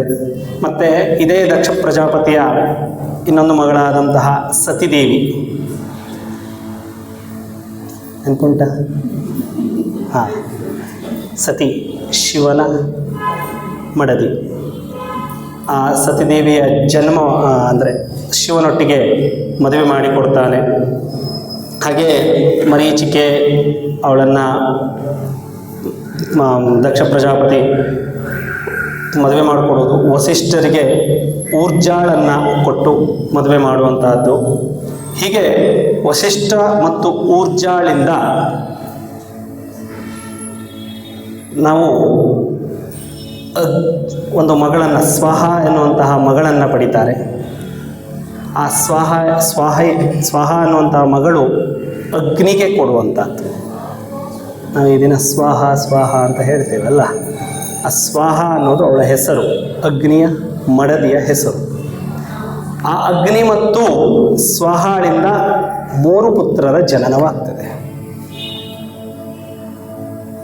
3 ಪುತ್ರರ ಹೆಸರು ಅಂದರೆ ಪಾವಕ, ಪವಮಾನ ಮತ್ತು ಶುಚಿ. 3 ಪುತ್ರರು. ಈಗ ಇದರಲ್ಲಿ ಮಾತ್ರ ಇದೊಂದು ವಿಶೇಷವಾಗಿ ಹೇಳಿದ್ದಾನೆ. ಪಾವಕಾಃ ಪಾವಮಾನಶ್ಚ ಶುಚಿರಗ್ನಿಶ್ಚ ತೇತ್ರಯಾಃ ನಿರ್ಮತಾಃ ಪಾವಮಾನಾಃ ಸಾಧ್ಯ ವೈದ್ಯುತಃ ಪಾವಕಸ್ಮೃತಾಃ ಯಶ್ಚ ಶ್ರೋತಪತೆ ಸೂರ್ಯ ಶುಚಿರಗ್ನಿಶ್ಚ ಸಂಸ್ಮೃತಾಃ. ಏನು ಅಂತ ಕೇಳಿದ್ರೆ, ಈ ಪಾವಕ, ನಾವು ಎಲ್ಲ ಹೆಸರು ಅಗ್ನಿದು ಅಂತ ಅಂದ್ಕೊಂಡಿದ್ದೇವಲ್ಲ, ಎಲ್ಲವೂ ಕೂಡ ಅಗ್ನಿ. ಆದರೆ ವಿದ್ಯುತ್ ಶಕ್ತಿಗೆ ಏನಂತ ಹೆಸರು ಹೇಳಬೇಕಾಗಾದರೆ, ಅಗ್ನಿಯಿಂದಲೇ ಸೃಷ್ಟಿಯಾದದ್ದಲ್ಲ ಅದು. ಆ ವಿದ್ಯುತ್ ಶಕ್ತಿ ಅಂದರೆ ಯಾವುದು ಬೇಕಾದ್ರೂ ಆಗಿರ್ಬೋದು. ಮಿಂಚು ಬರ್ತದಲ್ಲ, ಆಕಾಶದಲ್ಲಿ ಮಿಂಚು ಅಂತ ನಾವು ಹೇಳ್ತೇವಲ್ಲ, ಗುಡುಗು, ಸಿಡಿಲು, ಅದನ್ನು ಪಾವಕ ಅಂತ ಕರೆಯುವುದು. ವಿದ್ಯುತ್ ಶಕ್ತಿಗೆ ಒಡೆಯ ಅಗ್ನಿಯ ಮಗನಾದಂತಹ, ಅಗ್ನಿ ಸ್ವಾಹನ ಮಗಳಾದಂತಹ ಪಾವಕನಿಗೆ ಕೊಡ್ತಾರೆ. ಹಾಗಾಗಿ ವಿದ್ಯುತ್ ಶಕ್ತಿ ಅವನಿಂದ ಬಂದಂತಹದ್ದು, ಸೃಷ್ಟಿಯಾದಂತಹದ್ದು. ಮತ್ತು ಮಂಥನದಿಂದ ಅಗ್ನಿಯನ್ನು ಪವಮಾನ ಅಂತ ಕರೆಯುವುದು. ಮಂಥನ ಅಂದರೆ ಯಾವ ಮಂಥನ? 2 ವಸ್ತುಗಳು ಉಜ್ಜುವಾಗ ಬಿಸಿ ಆಗ್ತದೆ, ಅಗ್ನಿ ಅಥವಾ ಬೆಂಕಿ ಬರ್ತದೆ. ಈ ಮಂಥನ ಕ್ರಿಯೆ ಇದರಲ್ಲಿ ಬರುವಂತಹ ಅಗ್ನಿ ಅಥವಾ ತಾಪಕ್ಕೆ ಪವಮಾನ ಅಂತ ಹೆಸರು. ಮೂರನೇದು, ಈಗಿರುವ ಸೂರ್ಯನ ಹೆಸರೇನು ಗೊತ್ತಿಲ್ಲ ಅಲ್ಲ? ಸೂರ್ಯನಿಗೊಂದು ಹೆಸರುಂಟು. ಸೂರ್ಯ ಅನ್ನೋದು ಅವನ ಹೆಸರಲ್ಲ, ಸೂರ್ಯ ಅನ್ನೋದೊಂದು ಪದವಿ. ಅದು ಶುಚಿ ಅಂತ. ಅವನ ಜನ್ಮದ ಹೆಸರು. ಅಗ್ನಿಯಿಂದ ಬಂದಂತಹ 3 ಮಕ್ಕಳಲ್ಲಿ ಪಾವಕ, ಪವಮಾನ, ಶುಚಿ. ಬೆಳಗುವ ಸೂರ್ಯನ ಜನ್ಮದ ಹೆಸರು ಶುಚಿ ಅಂತ. ಹೀಗೆ 3 ತುಂಬ ಸವಿಸ್ತಾರವಾಗಿ ಎಲ್ಲ ಮಕ್ಕಳು ಏನು ಮದುವೆ ಆದರೂ ಅವ್ರಿಗೆ 6 ಮಕ್ಕಳು ಎಲ್ಲ ಹೇಳ್ತಾ ಹೋಗ್ತಾರೆ. ಆದರೆ ಯಾವುದು ವಿಶೇಷ ಉಂಟು ಅದನ್ನು ಮಾತ್ರ ನಾನು ನಿಮಗೆ ಹೇಳ್ತಾ ಇದ್ದೇನೆ. ಇಲ್ಲ, ನಾನು ಆಗಲೇ ಹೇಳಿದಾಗೆ ಎಲ್ಲ ಶ್ಲೋಕದ ಸವಿಸ್ತಾರವಾದ ಅರ್ಥ ಹೇಳಲಿಕ್ಕೆ ಹೋದರೆ ಒಂದು ನಿಮಗೂ ಬೋರ್ ಆಗ್ತದೆ. ಇದಿಷ್ಟು ನಾನು ಈಗ ಏನು ಶ್ಲೋಕ ಹೇಳಿದೆ, ಈ ಶ್ಲೋಕಕ್ಕೆ ನೀವು ಬರುವಾಗ ಒಂದು 500 ಶ್ಲೋಕವನ್ನು ಓದಿರಬೇಕು ಇದಕ್ಕೂ ಮುಂಚೆ. ಹಾಗಾಗಿ ಇದು ನಿಮಗೆ ಗೊತ್ತಿರಲಿ, ಇದು ಒಳ್ಳೆ ಮಾಹಿತಿಗಳು ಅನ್ನುವಂತಹ ಕಾರಣಕ್ಕಾಗಿ. ಹೀಗೆ ದಕ್ಷ ಪ್ರಜಾಪತಿಯ ಉಳಿದಂತಹ 24 ಕನ್ಯೆಯರನ್ನು ಕೂಡ ಕನ್ಯೆಯರು, ಆ ಕನ್ಯೆಯರಲ್ಲಿ ಶ್ರದ್ಧಾ, ಲಕ್ಷ್ಮೀ, ಧೃತಿ, ತುಷ್ಟ, ಪುಷ್ಟಿ, ಮೇಧಾ, ಕ್ರಿಯಾ, ಬುದ್ಧಿ, ಲಜ್ಜೆ, ವಪು, ಶಾಂತಿ, ವೃದ್ಧಿ ಮತ್ತು ಕೀರ್ತಿ ಹೆಸರಿನ 13 ಕನ್ಯೆಯರನ್ನು ಧರ್ಮ ಪಡಿತಾನೆ. ಧರ್ಮನು ಅನ್ನುವಂತಹ ಋಷಿಯವನು, ಅವನು ಪಡೆಯುವಂತಹದ್ದು. ಹಾಗೆ ಖ್ಯಾತಿ, ಸತಿ, ಸಂಭೂತ, ಸ್ಮೃತಿ, ಪ್ರೀತಿ, ಕ್ಷಮ, ಸನ್ನತಿ, ಅನಸೂಯ, ಊರ್ಜಾ, ಸ್ವಾಹ, ಮತಸ್ವದ ಹೆಸರಿನ 11 ಕನ್ಯೆಯನ್ನು ವಿವಾಹ ಕ್ರಮಶಃ ಹೇಳಿದ್ದೇನೆ. ಅನಸೂಯ ಅನ್ನೋಳು ದತ್ತಾತ್ರೇಯನ ತಾಯಿ, ಅತ್ರಿಯ ಒಂದು ಹೆಂಡತಿ ಗೊತ್ತಿರುವಂತಹದ್ದು. ಊರ್ಜಾ ಆಗಲೇ ಹೇಳಿದೆ, ವಸಿಷ್ಠರನ್ನು ಮದುವೆಯಾದಂಥವಳು, ಅಗ್ನಿ ಸೃಷ್ಟಿಗೆ ಕಾರಣ ಆದಂಥವಳು ಅಂತ. ಶ್ರದ್ಧೆ ನಾವಾಗಲೇ ಹೇಳಿದೆ, ಶ್ರದ್ಧಾನ್ ಕಾಮಸ್ಯ ಮಾತರಂ ಅಂತ ಹೇಳಿ. ಹಾಗೆ ಶ್ರದ್ಧೆಯನ್ನು ಶಿವಸ್ವರೂಪನಾದಂಥ ಒಂದು ಋಷಿಗೆ ಕೊಡುವಂತಹದ್ದು. ನಂತರ ಸ್ವಧಾಳ ಒಂದು ಪುತ್ರಿ ವೈತರಣಿ ಎನ್ನುವಂಥವಳನ್ನ, ಸ್ವಧಾ ಎನ್ನುವಂಥವಳು ಅವಳ ಮಗಳು ವೈತರಣಿ ಎನ್ನುವಂಥವಳನ್ನು ಹಿಮಾಂಚಲ ಅಥವಾ ಹಿಮಾಲಯದ ರಾಜ ಅವನಿಗೆ ಕೊಟ್ಟು ಮದುವೆ ಮಾಡ್ತಾರೆ. ಅವನಿಗೆ ಗೌರಿ ಅಥವಾ ಪಾರ್ವತಿ ಹೆಸರಿನ ಮಗಳು, ಇನ್ನೊಂದು ಮಗಳಿರ್ತಾಳೆ ಆಯಿತಾ. ಅವಳ ಹೆಸರು ಮೇನಾ ಅಂತ. ಮೇನಕ ಅಲ್ಲ, ಮತ್ತು ಮೇನಾ ಅಂತ 2 ಜನ ಮಕ್ಕಳು. ಅದರಲ್ಲಿ ಗೌರಿ ಪಾರ್ವತಿ ಸತಿಯ ಇನ್ನೊಂದು ಜನ್ಮದ ಅವತಾರ ಆಗಿರ್ತಾಳೆ, ಶಿವನನ್ನು ಮದುವೆ ಆಗುವಂಥದ್ದು. ಈ ಕಥೆಯೆಲ್ಲ ಗೊತ್ತುಂಟು ನಿಮಗೆ. ಅವಳು ತಪಸ್ಸನ್ನು ಆಚರಿಸೋದು, ಆ ಕಥೆಯ ಬಗ್ಗೆ ಜಾಸ್ತಿ ಹೋಗಲಿಲ್ಲ ಇದರಲ್ಲೂ ಕೂಡ, ಅದೇ ಹೇಳಿ ಮುಗಿಸ್ತಾರೆ. ಹೀಗೆ ದಕ್ಷ ಪ್ರಜಾಪತಿ ಮತ್ತು ಅವನ ಒಂದು ಸವಿಸ್ತಾರವಾದಂತಹ ಕತೆ. ಅದಾದ ನಂತರ ಧ್ರುವವಂಶಿ ಮತ್ತು ದಕ್ಷ ಪ್ರಜಾಪತಿಯ ಮತ್ತೊಂದು ದಕ್ಷ ಪ್ರಜಾಪತಿ ಧ್ರುವವಂಶಿ ಅನ್ನುವಂಥವನು ಮುಂದಿನ ದಕ್ಷ. ಅವನು 60 ಕನ್ಯೆಯರು. ಆ 60 ಕನ್ಯೆಯರು ಕೂಡ 60 ಸಂವತ್ಸರಗಳಾಗಿ ಈ ದಿನ ಪ್ರಜ್ವಲಿಸ್ತಾ ಇರುವಂತಹದ್ದು. ಈ ಕಥೆಗಳನ್ನು ಹೇಳುವಂಥದ್ದು ನಮಗೆ ಎಲ್ಲವೂ ಕೂಡ ಈ ದಿನ ಡೈರೆಕ್ಟಾಗಿ ಸಿಕ್ಕಿದ್ದಲ್ಲ. ಈ ಕ್ರಮಗಳನ್ನು ಹೇಳುವಂತಹ ಒಂದು ಕ್ರಿಯೆ ಧ್ರುವವಂಶಿ ಎನ್ನುವಂತಹ ಒಂದು ದಕ್ಷ ಪ್ರಜಾಪತಿ. ಅಲ್ಲಿ ಕಥೆ ಅಂತಿಲ್ಲ, ಅವರ ಒಂದು 60 ಸಂವತ್ಸರ ಆದಂತಹ ಒಂದು ವಿಚಾರವನ್ನು ಹೇಳ್ತಾರೆ.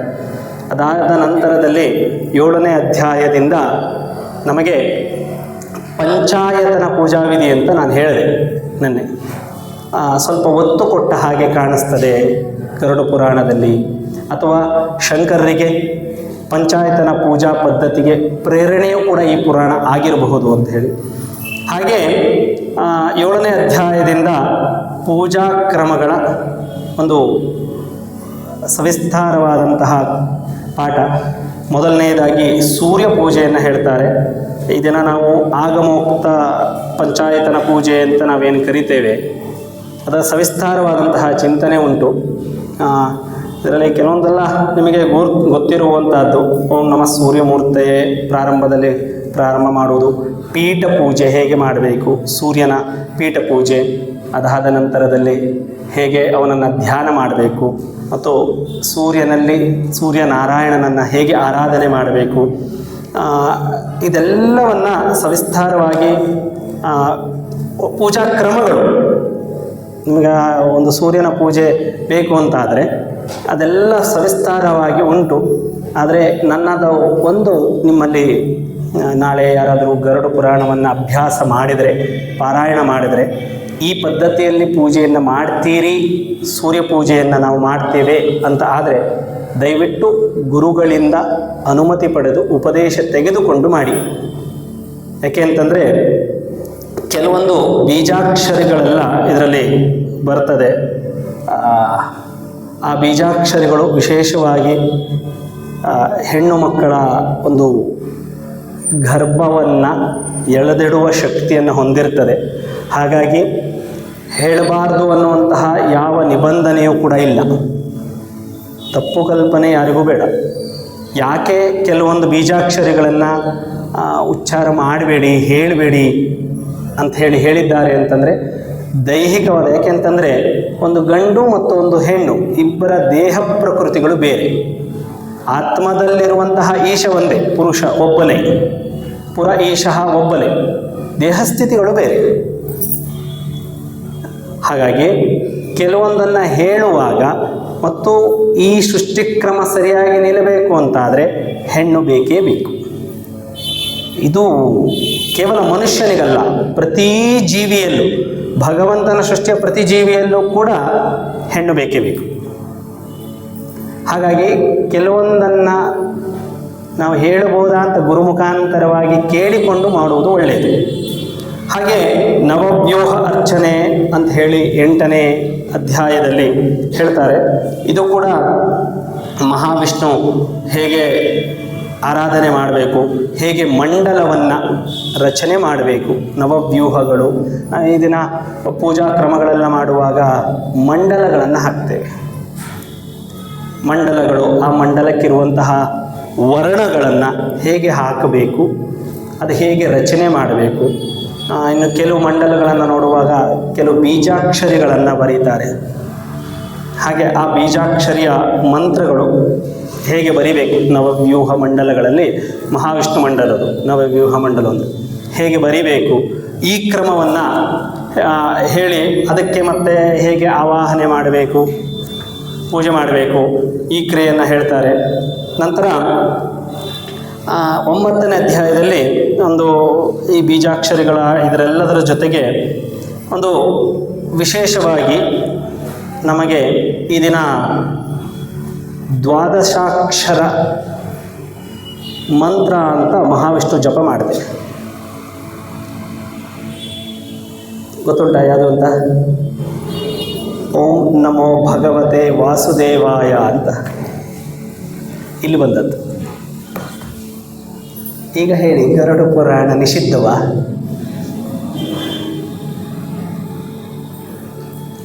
ಇನ್ನೊಂದು ವಿಶೇಷವಾಗಿ ನಾವು ಪಾರಾಯಣ ಜಪ ಮಾಡ್ತೇವೆ, ದಶಾಕ್ಷರ ಮಂತ್ರ. ಓಂ ನಮೋ ನಾರಾಯಣಾಯ ನಮಃ. ಬರೀ ನಾರಾಯಣ ಅಂತ 2 ಅಕ್ಷರ ಕಮ್ಮಿ ಆಗ್ತದೆ, 8 ಅಕ್ಷರ ಆಗ್ತದೆ. ನಮಃ ಅಂತ ಆಗುವಾಗ 10 ಅಕ್ಷರ ಮಾಡ್ತೇವಲ್ಲ. ಇದನ್ನು ಪ್ರತಿನಿತ್ಯ ಸಂಧ್ಯಾ ವಂದನೆ ಮಾಡುವಾಗ ಈ ಜಪ ಮಾಡೋದಿಲ್ವಾ ಅಲ್ವಾ? ಇಲ್ಲಿ ಬಂದಿದೆ ಅಂತ. ಹಾಗೆ ಅಷ್ಟಾಕ್ಷರಿಯ ಮಂತ್ರ ಉಂಟು ಮಹಾವಿಷ್ಣುವುದು. ಇದು ಸ್ವಲ್ಪ ಪ್ರಚಲಿತದಲ್ಲಿ ಕಮ್ಮಿ. ಓಂ ಪುರುಷೋತ್ತಮಾಯ ನಮಃ ಅನ್ನುವಂಥ ಒಂದು ಅಷ್ಟಾಕ್ಷರಿಯ ಮಂತ್ರ ಉಂಟು. ಈಗ ಹೇಳಿ, ನಾವು ಪ್ರತಿನಿತ್ಯ ನಡೆಸುವಂತಹ ಜಪ ತಪಗಳಲ್ಲಿ ಇರುವಂತಹ ಜಪದ ಮಂತ್ರ ನಿಮಗೆ ಕೊಟ್ಟದ್ದು ಗರುಡ ಪುರಾಣ ನಿಷಿದ್ಧವಾ? ಮನೇಲಿ ಇಡಬಾರ್ದ? ಹಾಗೆಯೇ 10ನೇ ಅಧ್ಯಾಯದಲ್ಲಿ ಪಂಜರ ಸ್ತೋತ್ರ ಅಂತ ಒಂದು ಸ್ತೋತ್ರವನ್ನು ಗರುಡ ಸ್ತುತಿಸುವಂತಹದ್ದು, ಲೋಕಕ್ಕೆ ಕೊಟ್ಟಂತಹದ್ದು. ಪಂಜರ ಸ್ತೋತ್ರ ಅಂದರೆ ಮಹಾವಿಷ್ಣುವಿಂದ ರಕ್ಷಣೆ ಪಡೆಯುವಂತಹ ಸ್ತೋತ್ರ.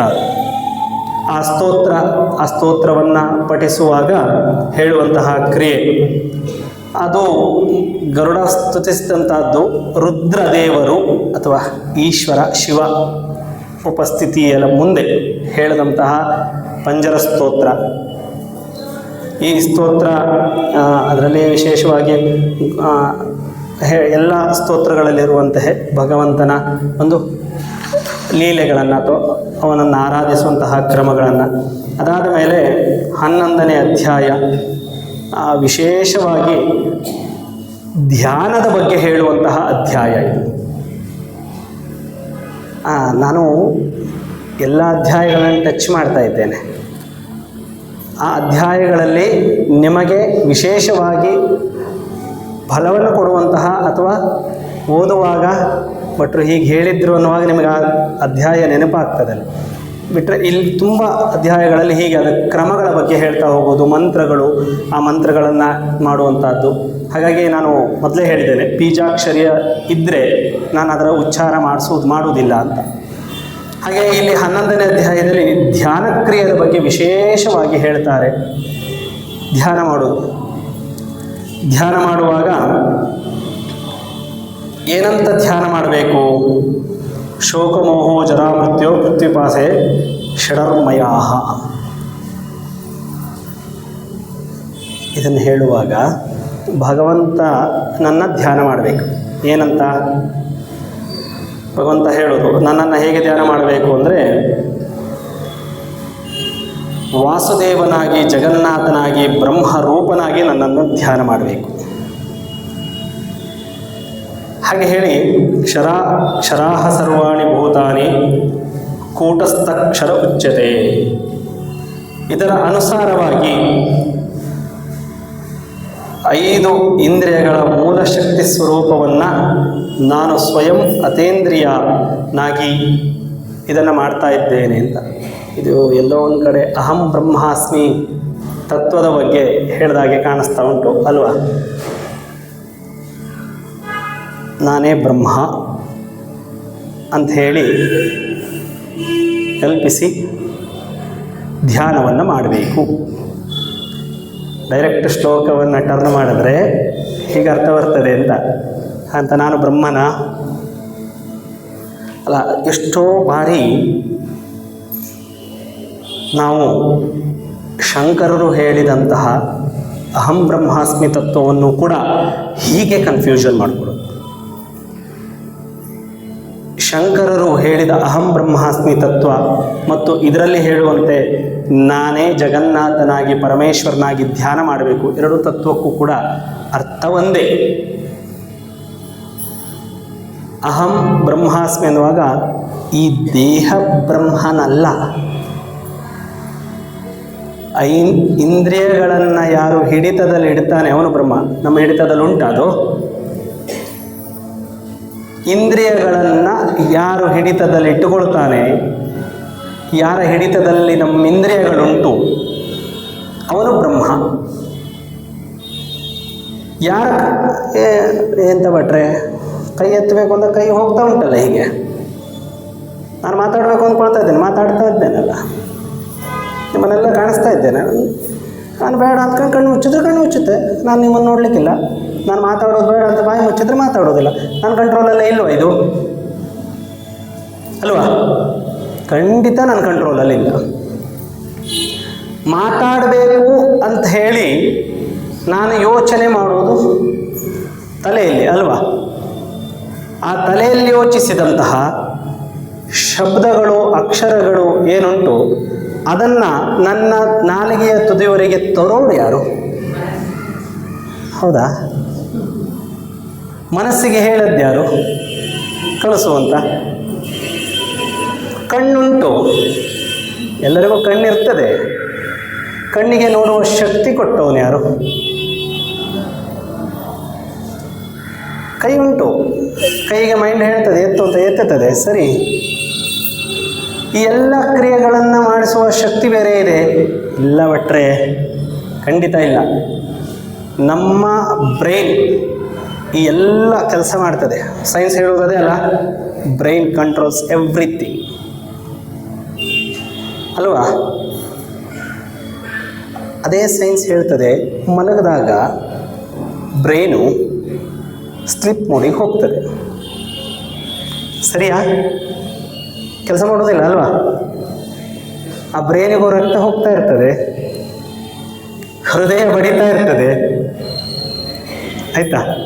ಕಣ್ಣಿನಲ್ಲಿ ಕನಸು ಕಾಣುವಾಗ ಚಿತ್ರಗಳು ಬರ್ತದೆ, ಕಣ್ಣು ಕಾಣ್ತದೆ, ಹಾಗೆ ಹೀಗೆ ಹೊರಳಾಡುವಾಗ ಕೈಕಾಲು ಅಲ್ಲಾಡ್ತದೆ.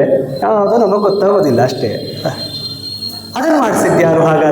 ಹಾಗಾದರೆ ನಮ್ಮ ಕಂಟ್ರೋಲ್ನಲ್ಲಿ ಇಂದ್ರಿಯಗಳು ಉಂಟಾ?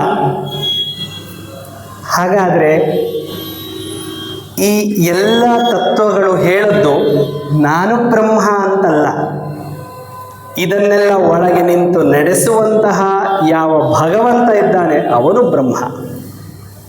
ಅವನಿಗೆ ಈ ದೇಹ ಒಂದು ಅಂಗಿ ಅಷ್ಟೇ ಅಲ್ವಾ? ನಾನು ಅಂತ ಹೇಳಿ ಹೀಗೆ ಹೇಳುವಾಗ ಎಲ್ಲರೂ ಕಾಣೋದು ಈ ಬಟ್ಟೆಯನ್ನಷ್ಟೇ ಅಲ್ವಾ? ಬಟ್ಟೆಯ ಒಳಗಡೆ ಇರುವ ನನ್ನ ದೇಹದ ಒಳಗಿರುವ ನನ್ನ ಬುದ್ಧಿ ಯಾರಿಗಾರು ಕಾಣಿಸ್ತದ? ಕಾಣಿಸೋದಿಲ್ಲ. ಹಾಗಾದರೆ ಆ ಭಗವಂತನನ್ನುವ ಆತ್ಮಸ್ವರೂಪಕ್ಕೆ ಈ ದೇಹ ಅನ್ನೋದು ಒಂದು ಅಂಗಿ. ಹಾಗಾಗಿ ಅಹಂ ಅಂದರೆ ನಾನಲ್ಲ, ನಾನು ಅಂದರೆ ನಾನಲ್ಲ, ನನ್ನ ಹೇಳಿಬಿಟ್ಟಿದ್ದೇನೆ. ಅಹಂ ಅಂತಂದರೆ ಯಾರು ನಾನೇ ಅಲ್ಲವೋ ಅವನು ಅಹಂ. ಯಾರು ಎಲ್ಲವೂ ಆಗಿದ್ದಾನೋ ಅವನೇ ಅಹಂ. ಅದು ಭಗವಂತ ಒಬ್ಬನೇ ಆಗಿರಲಿಕ್ಕೆ ಸಾಧ್ಯ ಅಲ್ಲ. ಎಲ್ಲದಕ್ಕೂ ಪ್ರತಿಪಾದಕವಾಗಿ ಇರುವಂಥವನು ಭಗವಂತ. ಹೌದು, ಸುಖಿಯೋನೆ, ದುಃಖಿಯೋನೆ, ನಿದ್ರೆಯೋನೆ, ಪ್ರತಿಯೊಂದು ಅವನೇ ಅಲ್ವಾ? ಭಟ್ರೆ, ದೇವರನ್ನು ದುಃಖಿ ಅನ್ನಲಿಕ್ಕೆ ಸಾಧ್ಯ ಉಂಟಾ? ಖಂಡಿತ ಸಾಧ್ಯ ಉಂಟು. ತಾಮಸರಲ್ಲಿ ಕೂತು ಅಸುರರಲ್ಲಿ ಕೂತು ದುಃಖವನ್ನು ನೀಡಬೇಕು ಅಂತಂದರೆ ದುಃಖ ಅವನ ಕಂಟ್ರೋಲಲ್ಲಿ ಇರಬೇಕಲ್ಲ. ಆದರೆ ಭಗವಂತ ದುಃಖಿ ಅಲ್ಲ, ದುಃಖ ನೀಡ್ತಾನಲ್ಲ, ಕಷ್ಟ ಕೊಡ್ತಾನೆ ಅಲ್ವಾ, ನೋವು ಕೊಡ್ತಾನೆ. ಸುಖಿಯೂ ಅವನೇ, ಸುಖವನ್ನು ಕೊಡುವವನು, ನಮ್ಮಲ್ಲಿದ್ದು ಸುಖವನ್ನು ಅನುಭವಿಸುವವನು, ಸುಖದ ಅನುಭವ ನಮಗೆ ಕೊಡುವವನು. ಯಾವುದು ಸುಖ? ಸುಖ ಅಂದರೆ ಯಾವುದು? ದುಃಖ ಅಂದರೆ ಯಾವುದು? ಇದರ ವಿಚಾರ ಮುಂದೆ ಬರ್ತದೆ, ಹೇಳ್ತೇನೆ. ಈಗ ಆ ವಿಷಯ ನಾನು ಟಚ್ ಮಾಡೋದಿಲ್ಲ, ಹೇಳಿ. ಈ ಎಲ್ಲ ಸ್ವರೂಪನು ಭಗವಂತನಾದಾಗ ಅಹಂ ಅಂತಂದರೆ ಭಗವಂತ ಅಂತ. ಧ್ಯಾನಿಸಬೇಕಾಗಿರುವುದು ಅಂಥ ಭಗವಂತನಲ್ಲ, ಆಯಿತಾ? ನಾವು ಆ ರೀತಿಯಾದಂಥ ಭಗವಂತನ ಕಾಣುವ ಪ್ರಯತ್ನ ಮಾಡಬೇಕು. ತುಂಬ ಲಾಜಿಕ್ಕಾಗಿ ಅದನ್ನು ಥಿಂಕ್ ಮಾಡಿದ್ರೆ ನಮಗೆ ಭಗವಂತ ಸಿಗಲಿಕ್ಕೆ ಸಾಧ್ಯ ಇಲ್ಲ. ಯಾಕೆ ಅಂತಂದರೆ nothing can be proved by logic and everything can be proved by logic. ತರ್ಕದಿಂದ ಏನನ್ನು ಬೇಕಾದರೂ ಸಾಧಿಸ್ಬೋದು, ಹಾಗಂತ ಹೇಳಿ ತರ್ಕದಿಂದ ಏನನ್ನು ಬೇಕಾದರೂ ಸಾಧಿಸ್ಲಿಕ್ಕೆ ಸಾಧ್ಯ ಇಲ್ಲ. ಯಾವುದನ್ನು ಪ್ರೂವ್ ಮಾಡಲಿಕ್ಕೆ ಆಗೋದಿಲ್ಲ ಅಂತ. ಹೊಗೆ ಆಡ್ತಾ ಇದೆ ಅಂದರೆ ಅಲ್ಲಿ ಬೆಂಕಿ ಇದೆ ಅನ್ನೋದು ತರ್ಕ. ಇರಲೇಬೇಕು ಅನ್ನೋದಿಲ್ಲ. ಪ್ರತ್ಯಕ್ಷಕ್ಕೆ ಕಾಣದೇ ಇರುವುದು, ಅನುಭವಕ್ಕೆ ಬಾರದೇ ಇರುವುದು ಯಾವುದನ್ನು ಕೂಡ ತರ್ಕದಿಂದ ನೀವು ವಿಮರ್ಶೆ ಮಾಡಲಿಕ್ಕೆ ಆಗುವುದಿಲ್ಲ. ನಮ್ಮ ಋಷಿಮುನಿಗಳಿಗೆ ಅಥವಾ ವಿದ್ವಾಂಸರುಗಳಿಗೆ ಅಥವಾ ಸಾಧು ಸನ್ಯಾಸಿಗಳಿಗೆ ತುಂಬ ಕಷ್ಟದ ಕೆಲಸ ಏನು ಗೊತ್ತಾ? ಅನುಭವವನ್ನು ಇನ್ನೊಬ್ಬರಿಗೆ ಹಂಚುವುದು ಅಥವಾ ಇನ್ನೊಬ್ಬರಿಗೆ ಅನುಭವಿಸುವಂತೆ ಮಾಡುವುದು ಕಷ್ಟ. ಹಾಗೆ ಭಗವಂತನ ಸಾನ್ನಿಧ್ಯ ಎನ್ನುವಂತಹ ಅನುಭವವನ್ನು ಇನ್ನೊಬ್ಬರಿಗೆ ಹೇಳುವುದು ತುಂಬ ಕಷ್ಟ. ಅವರು ಅನುಭವಿಸಿದಾಗ ಮಾತ್ರ. ಗಾಳಿ ಹೇಗುಂಟು ಅಂತ ಕೇಳಿದ್ರೆ ಅನುಭವಿಸೋದನಿಗೆ ಮಾತ್ರ ಗಾಳಿಯ ಅನುಭವ ಆಗ್ತದಲ್ಲ, ಹಾಗಾಗಿ ಅಹಂ ಬ್ರಹ್ಮಾಸ್ಮಿ ಅಥವಾ ಭಗವಂತ ಹೇಳಿರುವುದು ನಾನೇ ಜಗನ್ನಾಥನಾಗಿ, ನಾನೇ ಪರಮೇಶ್ವರನಾಗಿ ಧ್ಯಾನ ಮಾಡು ಅಂತಂದರೆ ಅರ್ಥ ನನ್ನನ್ನು ಧ್ಯಾನ ಮಾಡು ಅಂತ. ಹೇಗೆ ಧ್ಯಾನ ಮಾಡಬೇಕು? ಜಪ ತಪಗಳು ಇವೆಲ್ಲವೂ ಕೂಡ ಧ್ಯಾನದ ಪ್ರಕ್ರಿಯೆ. ಭಟ್ರೆ ಇಷ್ಟೆಲ್ಲ ಉಂಟಲ್ಲ, ಇದಕ್ಕೆಲ್ಲ ಗುರು ಉಪದೇಶ ಬೇಕಲ್ಲ, ಹೇಗೆ ಮಾಡೋದು? ಗುರು ಉಪದೇಶ ಇಲ್ಲ ಅಂದರೆ ಏನು ಮಾಡೋದು? ನಾರಾಯಣ ಎನ್ನುವಂತಹ ಶಬ್ದ ಇದೆಯಲ್ಲ, ಮಾಡಿ. ಶಿವ ಎನ್ನುವಂತಹ ಶಬ್ದ ಇದೆಯಲ್ಲ, ಮಾಡಿ. ಯಾಕೆಂತಂದರೆ ನಾವು ಅಂದ್ಕೊಳ್ಳಿರೋದು ಕೆಲವೊಮ್ಮೆ ನಾರಾಯಣ ಅಂತ ಹೇಳೋದು ಕಷ್ಟ ಆಗಬಹುದು ಕೆಲವೊಬ್ಬರಿಗೆ. ಹೇಗೆ ಬಿಟ್ಟರೆ ಹೇಳೋದು, ಕೆಲವೊಂದು ಶಬ್ದ ಉಚ್ಚಾರ ಆಗೋದಿಲ್ಲ, ರಕಾರ ಉಚ್ಚಾರ ಆಗೋದಿಲ್ವಾ, ನಾರಾಯಣ ಅಂತ ಹೇಳಿ ಅದು ಒಂದೇ ಹೆಸರು. ನಾಗನಿಂದ ಆಶ್ರಯಿಸಿದವನು, ನಾಗನಿಗೆ ಆಶ್ರಯ ಕೊಟ್ಟವನು ನಾರಾಯಣ, ಅದು ಮಹಾವಿಷ್ಣುವೇ. ಹಾಗಾಗಿ ನಾರಾಯಣ ಶಬ್ದ ಉಂಟಲ್ಲ, ನಾರಾಯಣ ನಾರಾಯಣ ನಾರಾಯಣ ಮಾಡುವುದು. ನನ್ನ ತಂದೆ ಸದಾ ನೀವು ನೋಡಿರ್ಬೋದು, ಎಲ್ಲರಿಗೂ ಪರಿಚಯಸ್ಥರು. ಅವರು ಕೂತಾಗೆಲ್ಲ ಸುಮ್ಮನೆ ಕೂತಿರ್ತಾರೆ. ಅವರು ಯಾರು ಬರುವಾಗ ಕೂತಲ್ಲಿ ನಿಂತಲ್ಲಿ ಎಲ್ಲ ಕಡೆಯಲ್ಲೂ ಕೂಡ ದತ್ತ ಜಪವನ್ನು ಮಾಡ್ತಾ ಇರ್ತಾರೆ. ಯಾರಾದರೂ ಬರುವಾಗ ಯಾರಾದ್ರು ಮಾತಾಡಿಸ್ಲಿಕ್ಕೆ ಬಂದರೆ ಒಂದು ಗುರುತು ಮಾಡ್ಕೊಳ್ತಾರೆ. ತುಂಬ ಜಾಸ್ತಿ ಮಾತಾಡಿದ್ರೆ ನನಗೆ ಲೌಕಿಕವಾದ ವಿಷಯ ಮಾತಾಡೋದಕ್ಕೆ ಅಷ್ಟು ಆಸಕ್ತಿ ಇಲ್ಲ, ಸ್ವಲ್ಪ ಬ್ಯುಸಿ ಇದ್ದೇನೆ, ಇನ್ಯಾವಾಗಾದ್ರೂ ಸಿಗುವ ಅಂತ ಹೇಳಿ ನಿಧಾನಕ್ಕೆ ಜಾರಿ ಮಾಡ್ತಾರೆ. ಅಂದರೆ ಹೊರಗಿನ ಚಿಂತನೆಯನ್ನು ಬಿಟ್ಟು ಒಳಗಿನ ಚಿಂತನೆಯಲ್ಲಿ ಮಗ್ನವಾಗಲಿಕ್ಕೆ ನಾಮಕ್ಕಿಂತ ಹೆಚ್ಚು ದೊಡ್ಡ ಧ್ಯಾನ ಕ್ರಿಯೆ ಯಾವುದೂ ಇಲ್ಲ. ಹಾಗಾಗಿ ಈ ಧ್ಯಾನದಲ್ಲಿ ಆ ಮಂತ್ರಗಳನ್ನು ಮುಂಚೆ ಕೊಡುವುದು, ಆಮೇಲೆ ಧ್ಯಾನ ಮಾಡುವಂತಹ ಕ್ರಿಯೆಯನ್ನು ಹೇಳುವುದು. ಧ್ಯಾನ ಅಂದರೆ ನೆನಪು ಮಾಡಿ ಅಂತ ಈ ದಿನ ನಾರಾಯಣ ನಾರಾಯಣ ಗಟ್ಟಿಯಾಗಿ ಹೇಳಿ, ತೊಂದರೆ ಇಲ್ಲ. ಅದು ಅದರಲ್ಲಿ ಯಾವ ನಾಚಿಕೆಯೂ ಇಲ್ಲ. ಅಯ್ಯೋ ತುಂಬ ಜನ ಇದ್ದಾರೆ ನಾರಾಯಣ ಅಂತ ನಾನು ಗಟ್ಟಿಯಾಗಿ ಹೇಳಿದ್ರೆ ಏನು ಅಂದ್ಕೊಳ್ತಾರೋ ಹೇಳಿ. ಅದೇ ಜನರು ನಾನು ಜಪ ಮಾಡ್ತೀನಿ ಅಂತ ಗೊತ್ತಾಗಲಿ ಅಂತ ನೀವು ಹೇಳೋದಾದರೆ ಹೇಳೋದು ಬೇಡ ಅಂತ. ಅವರು ಯಾವಾಗ ನೋಡಿದ್ರು ನಾರಾಯಣ ಜಪ ಮಾಡ್ತಾರೆ, ಯಾವಾಗ ನೋಡಿದ್ರು ಗಣಪತಿ ಜಪ ಮಾಡ್ತಾರೆ, ಯಾವಾಗ ನೋಡಿದ್ರು ಅವ್ರ ಬಾಯಿನಲ್ಲಿ ದೇವ್ರ ಹೆಸರು ಬರ್ತಾರೆ, ಹಾಗೆ ಜನಕ್ಕೆ ಗೊತ್ತಾಗಲಿ ಅಂತಂದರೆ ಹೇಳೋದೇ ಬೇಡ ಅಂತ. ನನ್ನ ಆತ್ಮ ಉದ್ಧಾರಕ್ಕಾಗಿ ಧ್ಯಾನ ಮಾಡಬೇಕು. ಅದನ್ನು ಹೇಗೆ ಹೇಳಬೇಕು? ಈಗ ನಮ್ಮಲ್ಲಿ ವಿಧಿಗಳುಂಟು, ಮುಂದೆ ಪೂಜಾ ಕ್ರಮದಲ್ಲಿ ಬರುತ್ತದೆ. ಗರ್ಭಗುಡಿಯಲ್ಲಿ ನಾವು ಮಂತ್ರ ಹೇಳಬೇಕಲ್ಲ, ಮಂತ್ರ ಹೇಳುವಾಗ ಹೇಗೆ ಹೇಳಬೇಕಂತೆ ಗೊತ್ತುಂಟ? ನನ್ನ ಬಾಯಲ್ಲಿ ಹೇಳಿದ್ದು ನನ್ನ ಕಿವಿ ಬಿಟ್ಟು ಬೇರೆಯವ್ರಿಗೆ ಕೇಳಬಾರ್ದು. ಹಾಗೇನಾದ್ರು ನಾಳೆ ಬೆಳಗ್ಗೆ ಅನಿಲ್ ಭಟ್ರು ಪೂಜೆ ಮಾಡಲಿಕ್ಕೆ ಶುರು ಮಾಡಿದ್ರೆ ನಮ್ಮ ಅನಿಲ್ ಭಟ್ರಿಗೆ ಏನು ಬರೋದಿಲ್ಲ ಅಂದ್ಬಿಡ್ತಾರೆ, ಮಂತ್ರವೇ ಬರೋದಿಲ್ಲ ಅಂತ. ಅಲ್ಲ, ಹೀಗೆ ಇರೋದು ಕ್ರೈಸ್. ಈ ವೈಬ್ರೇಷನ್ನು ಭಗವಂತನಿಗೆ ಮತ್ತು ಅರ್ಚಕನಿಗೆ ಅದಾದ ನಂತರದಲ್ಲಿ, ಯಾಕೆ ಅಂತಂದರೆ ಒಂದು ದೇವಾಲಯ ಅನ್ನುವಾಗ ಅದು ದೊಡ್ಡ ಜನರೇಟರ್, ಅದು ಗೋಪುರದ ತುದಿಗೆ ಮುಟ್ಟಬೇಕು, ಒಳಗಡೆ ಸೈಲೆಂಟ್ ಜನರೇಟರ್ ಕ್ರಿಯೇಟ್ ಆಗಬೇಕು. ಅದೇ ವಾತಾವರಣ ಶುದ್ಧಿಗೆ ಬರುವಾಗ, ಅಂದರೆ ಗರ್ಭಗೃಹದಿಂದ ಹೊರಗೆ ಬರುವಾಗ ಗಟ್ಟಿಯಾಗಿ ಮಂತ್ರ ಹೇಳಬೇಕು. ಅದು ನಿನ್ನ ಆತ್ಮ ಉದ್ಧಾರಕ್ಕಲ್ಲ, ಲೋಕಕ್ಕಾಗಿ, ವಾತಾವರಣದಲ್ಲಿರುವ ಎಲ್ಲರಿಗೂ ಕೂಡ ಅದು ಉದ್ಧಾರ ಮಾಡಬೇಕು ಅಂತ. ಹೀಗೆ ಧ್ಯಾನ ಮಾಡಿ ನಿಮ್ಮ ಉದ್ಧಾರಕ್ಕಾಗಿ ನೀವು ನಿಧಾನಕ್ಕೆ ಹೇಳಿ, ತೊಂದರೆ ಇಲ್ಲ. ಹೇಳೋದಕ್ಕೆ ನಾಚಿಕೆ ಬೇಡ ಅಷ್ಟೇ. ಅಯ್ಯೋ ಏನು ಅನ್ಕೊಬಿಡ್ತಾರೋ, ಏನೂ ಸಮಸ್ಯೆ ಇಲ್ಲ. ಧ್ಯಾನ ಮಾಡುವುದು ಅಂತಂದರೆ ಸದಾ ಭಗವಂತನ ಧ್ಯಾನ ಮಾಡುವುದು ಅಂತ. ಹೋಗಿ ಕಾಡಿನಲ್ಲಿ ಕೂತು ತಪಸ್ಸು ಮಾಡ್ತೇನೆ ಅದೊಂದೇ ಧ್ಯಾನ ಅಲ್ಲ. ಸದಾ ಭಗವಂತನನ್ನು ನೆನೆಸಿಕೊಳ್ಳುವುದು ಕೂಡ ಧ್ಯಾನವೇ. ಅದನ್ನು ವಿಶೇಷವಾಗಿ ಒತ್ತಿ ಒತ್ತಿ ಗರುಡ ಪುರಾಣ ಹೇಳ್ತದೆ. ಹಾಗೆ ವಿಷ್ಣು ಸಹಸ್ರನಾಮ 12ನೇ ಅಧ್ಯಾಯದಲ್ಲಿ ಹೇಳುವುದು, ನೀವು ವಿಷ್ಣು ಷಟ್ಕಾರಂ ಇದೆಲ್ಲ ನಮಗೆ ಗೊತ್ತಿರೋ ವಿಷ್ಣು ಸಹಸ್ರನಾಮ, ಇದರಲ್ಲಿ ಬೇರೆ ವಿಷ್ಣು ಸಹಸ್ರನಾಮ ಉಂಟು. ವಿಶೇಷವಾಗಿ ಇನ್ನೊಂದು ವಿಷ್ಣು ಸಹಸ್ರನಾಮ, ಎಷ್ಟು ಜನ ಸ್ತೋತ್ರಮಾಲ ಉಂಟು ನಿಮ್ಮಲ್ಲಿ? ಮೊಬೈಲ್ನಲ್ಲಿ ಎಲ್ಲರ ಹತ್ರ ಇರಬೇಕಲ್ಲ ಈಗ. ಅದರಲ್ಲಿ 2 ವಿಷ್ಣು ಸಹಸ್ರನಾಮಗಳಿದೆ, ನೀವು ಗಮನಿಸ್ಬೋದು. ಅದು ನೋಡಿದಿರೋ ಇಲ್ಲೋ ಗೊತ್ತಿಲ್ಲ ನನಗೆ, ಆಮೇಲೆ ನೋಡಿ. ಈಗ ಮೊಬೈಲ್ ತೆಗೆಯೋದು ಬೇಡ. 2 ವಿಷ್ಣು ಸಹಸ್ರನಾಮ ಉಂಟು. ಒಂದು ನಾರ್ಮಲಿ ನಮಗೆ ಗೊತ್ತಿರೋದು ಗರುಡ ಪುರಾಣದಲ್ಲಿ, ಇನ್ನೊಂದು ವಿಶೇಷವಾದಂತಹ ವಿಷ್ಣು ಪುರಾಣವನ್ನು, ಅದರ ವಿಷ್ಣು ಸಹಸ್ರನಾಮವನ್ನು ಹೇಳಿದ್ದಾನೆ. ಸವಿಸ್ತಾರವಾಗಿ ಪೂರ್ತಿಯಾಗಿ ಅದನ್ನು ಹೇಳಿದ್ದಾನೆ. ಈ ವಿಷ್ಣು ಸಹಸ್ರನಾಮವನ್ನು ಮಾಡುವುದರಿಂದಾಗಿ ವಿಷ್ಣುತ್ವದ ಅರ್ಥವನ್ನು ಪಡೆಯುವಂಥದ್ದು. ಬ್ರಾಹ್ಮಣತ್ವವನ್ನು ಸರಿಯಾಗಿ ಕೇಳ್ಕೊಳ್ಳಿ. ಈ ವಿಷ್ಣು ಸಹಸ್ರನಾಮ ಮಾಡುವುದರಿಂದ ಬ್ರಾಹ್ಮಣತ್ವವನ್ನು, ಕ್ಷತ್ರಿಯ ಅಜಯನಾದಂತಹ ಕ್ಷತ್ರಿಯತನವನ್ನು, ವೈಶ್ಯನ ಗುಣವನ್ನು, ಶೂದ್ರ ಗೌರವಯುತವಾದಂತಹ ಶೂದ್ರ, ಮತ್ತೆ ನಾನು ಹೇಳ್ತಾ ಇದ್ದೇನೆ, ಶೂದ್ರ ಅಂದರೆ ಜಾತಿಯಲ್ಲ, ಯಾರು ಇಡೀ ಲೋಕಕ್ಕೆ ಸೇವೆಯನ್ನು ಗೈತಾನೋ,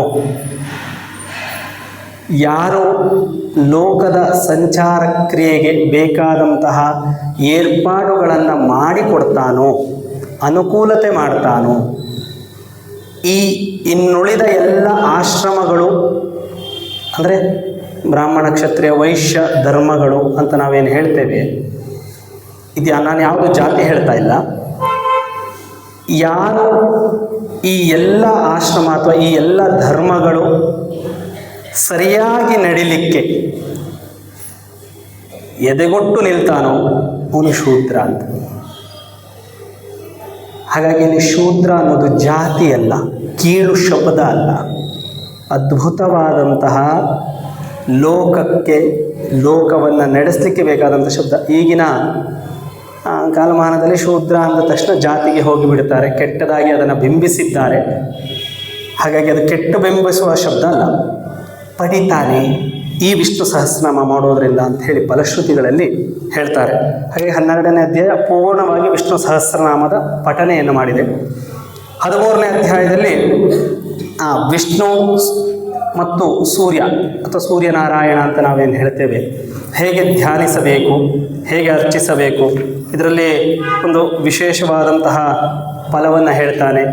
ಚಕ್ಷು ಅಂದರೆ ಕಣ್ಣು, ಈ ಕಣ್ಣಿನ ಸಮಸ್ಯೆಗಳಿದ್ದರೆ ಈ ಆರಾಧನೆಯನ್ನು, ಇದರಲ್ಲಿ ನೀಡಿದ ಕ್ರಮದ ಆರಾಧನೆಯನ್ನು ಮಾಡೋದರಿಂದಾಗಿ ನಮಗೆ ಎಲ್ಲ ರೀತಿಯಾದಂತಹ ಚಕ್ಷುವಿನ ಸಮಸ್ಯೆಯನ್ನು ಸೂರ್ಯನಾರಾಯಣ ನಿವಾರಣೆಯನ್ನು ಮಾಡಿಕೊಡ್ತಾನೆ ಅನ್ನೋದು. ಹಾಗೆ 14ನೇ ಅಧ್ಯಾಯದಲ್ಲಿ ಮೃತ್ಯುಂಜಯನ ಆರಾಧನೆ ಈ ದಿನ ನಾವೇನು ಮೃತ್ಯುಂಜಯ ಹವನ ಅಥವಾ ಮೃತ್ಯುಂಜಯ ಕ್ರಿಯೆಗಳನ್ನು ಮಾಡ್ತೇವೆ, ಅದೇ ರೀತಿ ಉಂಟು. ಅದರಲ್ಲಿ ವಿಶೇಷವಾಗಿ ನಿಮಗೆ ತಿಳಿಯಪಡಿಸಬೇಕಾದಂಥದ್ದು, ನಮಗೆ ಗೊತ್ತಿರುವಂತೆ ಮೃತ್ಯುಂಜಯ ಆರಾಧನೆ ಮಾಡೋದಂದ್ರೆ ಅಪಮೃತ್ಯು ಅಲ್ವಾ, ನಾಶ ಆಗೋದು ಅಂತ. ಮೃತ್ಯು ಅನ್ನುವಂತಹ ಕಲ್ಪನೆ ನಮಗಿರುವುದು ಏನಂತಂದರೆ ಸಾವು ಅಂತ ತುಂಬ ಜನಕ್ಕೆ ಅಂದ್ಕೊಂಡಿರೋದು. ಸಾವೊಂದೇ ಮೃತ್ಯು ಅಲ್ಲ, 7 ವಿಧವಾದಂತಹ ಮೃತ್ಯುಗಳನ್ನು ಇದರಲ್ಲಿ ಹೇಳ್ತಾನೆ. ಆ 7 ವಿಧವಾದಂತಹ ಮೃತ್ಯುಗಳಲ್ಲಿ ಸಾವು ಅನ್ನೋದು ಒಂದು ಮಾತ್ರ. ಇನ್ನು 6 ಬೇರೆ ಬೇರೆಯಾದಂತಹ ಕಷ್ಟಗಳನ್ನು ಮೃತ್ಯು ಅಂತ ಕರೆದಿದ್ದಾರೆ. ಆ ಮೃತ್ಯು ನಿವಾರಣೆಗಾಗಿ ಮೃತ್ಯುಂಜಯ ಜಪವನ್ನು, ಆ ಮೃತ್ಯುಂಜಯ ಜಪಕ್ಕೆ ಎಲ್ಲರಿಗೂ ಗೊತ್ತಿರೋದು ತ್ರಯಂಬಕಂ ಯಜಾಮಹೇ ಸುಗಂಧಿಂ ಪುಷ್ಟಿವರ್ಧನಂ ಉರ್ವಾರುಕವೇ ವಂದನಾ ಮೃತ್ಯೋರ್ಮ ಕ್ಷೀಯಮಾಮೃತ.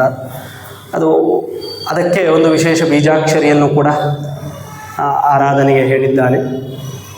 ಆ ರೀತಿಯಾದಂತಹ ಅಂಬಕ